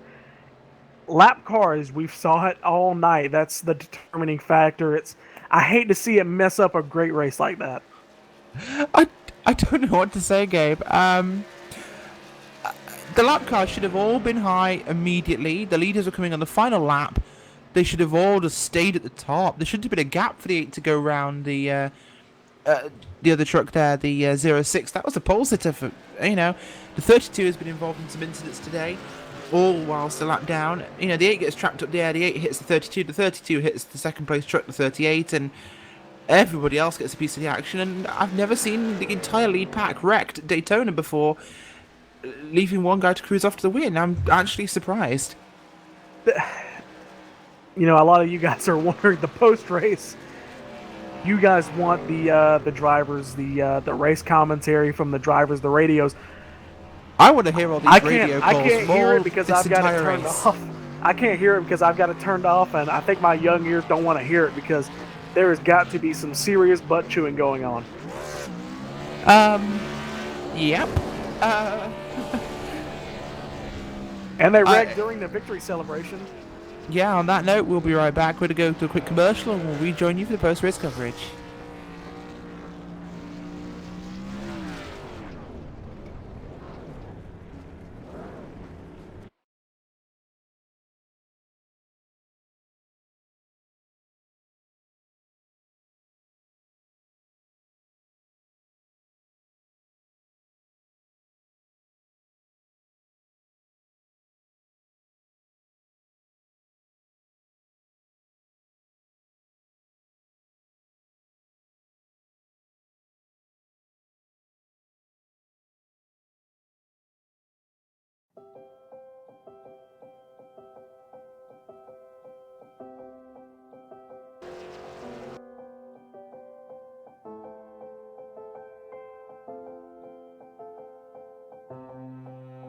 Trucking has always been a part of me. It started years ago when my dad and granddad were hauling vegetables to market in Liverpool. The family immigrated to Canada in the late 60s and settled near Alliston, Ontario. I bought my first truck in 1982 and Mercer Trucking was born. Today, Mercer Trucking has over 50 trucks and terminals in Toronto and Los Angeles, Our storage facilities at both terminals can handle any size of distribution needs throughout North America. We service the continental US, including Hawaii and Alaska. We run over 120,000 miles per month and some of the best equipment on the road today. We specialize in less than truckload shipments, show freight, we do rush team service deliveries, and haul your refrigerated or heated product.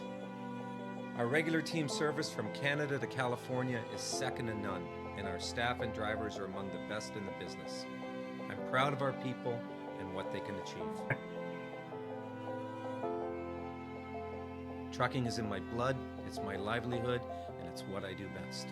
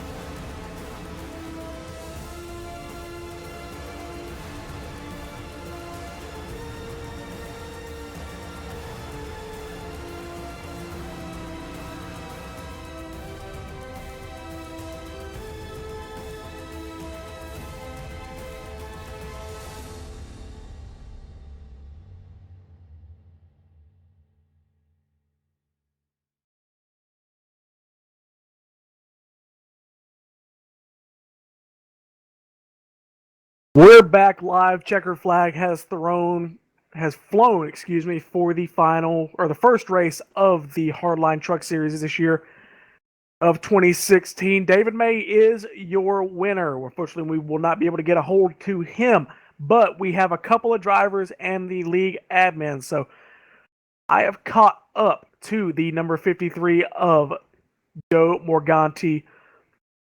Joe, what kind of race were you? You were in the driver's seat. I got to ask you, you were in position and you got shoved to the outside earlier in the race, and you were able to work your way back up front. What kind of race did you think you had? To be honest, I thought I had a race-winning truck. I don't know. I qualified ninth, which really didn't tell me much. I mean, it's super speedway racing. It really doesn't matter where you qualify. It matters where you finish, to be honest. I got pinched to the outside wall, just got some minor fender damage. And I just kept my nose clean, avoided a few wrecks, and I don't know. I don't know what happened with that last one. Me and I believe it was the number 8 truck were working really well. I went wide to avoid 3 lap down cars that were just blocking the track. I'm not going to go any further into that. And then just all hell broke loose. I don't think I could describe it any better. It's just we saw the 8 truck, and I don't know. I was focusing on him, but he almost made it through that gaggle of lap cars and then ended up just smacking into the rear. What all happened to you when you got into that? I was actually trying to avoid it as much as I can. I went down below the yellow line and trying not to get into the grass, because if I get down there, trucks could just slide all over the place, and I'm just not even gonna be able to, correct it, and just slam into the outside wall. But 32 got loose, and then 32 got involved in that wreck, and then came right back down and clobbered the right front of my truck and completely destroyed it. And that was the end of my race. Well, Joe, do you want to thank anybody for your race tonight? Sponsors or anybody? Absolutely. I want to thank John Dragonini of Dragon Tech, Low Budget TV for coming on board, CFI, you guys at LSRTV, Dead Zone Racing, just everybody that made this racing effort possible. All right, ladies and gentlemen, that is Joe Morganti in the number 53. He ended up coming home in the 7th position, 1 lap down. He was in the running of it. He was in the top 4. Basically, what was it, for the final 5 or 10 laps there? You guys were a lot of good racing up front, and they just kind of ended horribly. Pretty much. It's about the only way I can describe it. Just kind of just go on to next week and hopefully can do a little bit better. All right, that's the driver of the number 53, I believe. Rachel, you've caught up with the driver of the number 8. I have indeed, Gabe. Joined now by the driver of the number 8. That is the driver of Brendan Madonia. Brendan, I think we can safely say it was an entertaining race for you. Busy, exciting. What were your thoughts there at the end as you got boxed in like an LAPD police chase? Yeah, I mean, that was probably one of the most interesting races I've ever been a part of. Did a little off-roading, did a couple drifts in there, but on the last lap, I don't really know what happened. I was trying to follow 53 as best as I could, and finally the hole opened up, and I went for it, and on the back stretch, we just had a couple lap-down cars, and I mean, it's a racing deal. It happens. I'm happy with third. It feels like a win, really, but I mean, I had a good teammates today with Bradley Burke and Grant Davis and Corey Blevins. They helped me all race long, and it was a heck of a race. It certainly was. Any sponsors you'd like to give a shout out to? Yeah, I mean, gotta give a shout out first off to all the Flat Out Motorsports guys, giving me the chance to race, and Cody Tabor for letting me race in the series, Lowe's, Sport Graphic, Napa, all those guys for helping me out. This was supposed to be a part-time deal. I was only supposed to run a couple races, but I guess that's going to change now. Absolutely. Well, Brandon comes home today in the number 8 truck in P number 3. So podium finish realistically, and the only one of our top 2 we have here to talk to today. Congratulations on your top 3 and a great start to the season, Brandon. Thank you guys, and thanks for everyone that watched, and thanks to LSRTV for putting this on. It was really fun. Oh, thanks for joining us. All Gabe, right, back to you. Up here in the LSRTV booth, caught up with league admin, league owner Cody Tabor. He drove tonight in the number 3 truck. Cody, I've heard everything from no comment to interesting and a racing deal. What's your take on tonight's race? Well, I mean, besides the lap cars not getting out of the way, which was a really stupid mistake by the drivers who did that, the racing I thought was pretty good at the beginning. Then it turned into a circus right in the middle. So I guess we'll look on to next week in Atlanta and put Daytona behind us, and we'll move on. Now, we were kind of talking about this under the green flag when we went to commercial and even when we were on air. At the super speedways, would you think about implying or entering a rule, a minimum speed kind of, if you cannot maintain a certain speed? Because we saw a lot of guys with a lot of damage being on track, and we all want to make up as many positions as possible, but it was causing a lot of problems for the guys running 190 miles an hour. Yeah, it was causing a lot of problems. I do agree with you that one on Gabe. I kind of like the idea. We do have a rule implemented, like if you're slow, you need to drop down the apron and let the guys by. But every time I told them, they never listened. So those are the drivers that's getting removed, and we'll move on to Atlanta next week. All right, roll on Atlanta. Should be a lot of good racing there. Daytona just kind of it's unpredictable, really, Cody. It's not what you want to judge an entire series off of. A lot of the guys, it just does not work for them here on the super speedways at the high banks. Cody, this being the first race of the season, when you want to thank your sponsors. Oh yeah, I'd like to thank Carolina Simworks, Plan 9 Reloaded, 24 Designs, Sport Graphic, Bucky Burt Show, Bucky Burt Media, iCar Racing Network, and the iCar Racing League for being a league partner. All right, that is league owner Cody Tabor. Cody, not the start of the season you wanted to, but you've got a lot of races to make it up. You had talk about your race here. You finished in the 19th position, not the finish you wanted, but it's a long season. Like I said, Cody, Congratulations on the start of your league here this season. Hopefully, we get another better race here at Atlanta. Yeah, hopefully it's better next week, Gabe. Thanks. All right, that was Cody Tabor. Rachel, as we get ready to end tonight, we've talked to all the drivers. What's your impressions from tonight? My impressions are pretty simple. The guys have to be a bit more patient. They have to give a bit more room. Line discipline is king at Daytona. As I said earlier during the broadcast, it's the easiest track in the entirety of NASCAR to drive, but the hardest to race. And I think people need to respect that a little more. Yeah, if you don't respect Daytona or Talladega, it can really bite you. We saw the guys making a lot of aggressive moves here tonight, and that was the main factor, really, guys, not realizing where their car was on the racetrack. When you pull down to follow somebody or cut somebody off, you need to realize where that car's front bumper is, because that created a lot of wrecks. Yeah, absolutely. And it's something that needs to be resolved, but at the same time, we really need to see a change in that. And it was throughout the field, so at the same time, I think things will improve. Once the tracks get shorter, the tracks get more difficult to drive, we'll see a lot better racing. Yeah, and this surely gives a lot of these guys, if they were not hoping on a good championship finish for the entire season, it should give them a little bit of hope, because, if they were not fast on the other racetracks, they have kind of a little point cushion, coming into the next few races to kind of get everything figured out.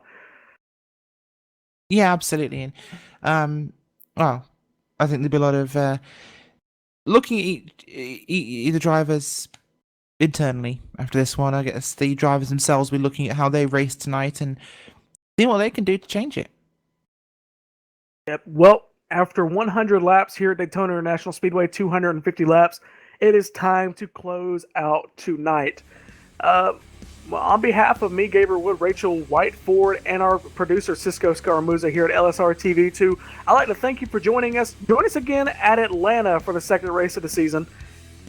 We're going to be in Atlanta, of course. Should have about the same amount of cars in the field, a couple more drivers they're looking at.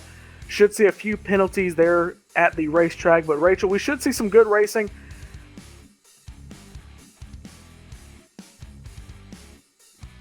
Absolutely, we really should. And Atlanta's a great track. It's fast as well, which is a good problem. But Atlanta's a great track to race. Can get very loose in the trucks. So that could be a different kettle of fish for these guys to deal with. Yep, loose trucks is something to look forward to. Looking forward to the next few broadcasts. I'm Gabriel Wood, like I said, alongside Rachel Whiteford and Cisco Scaramuza. Good night here from Daytona International Speedway. Thank you for joining us.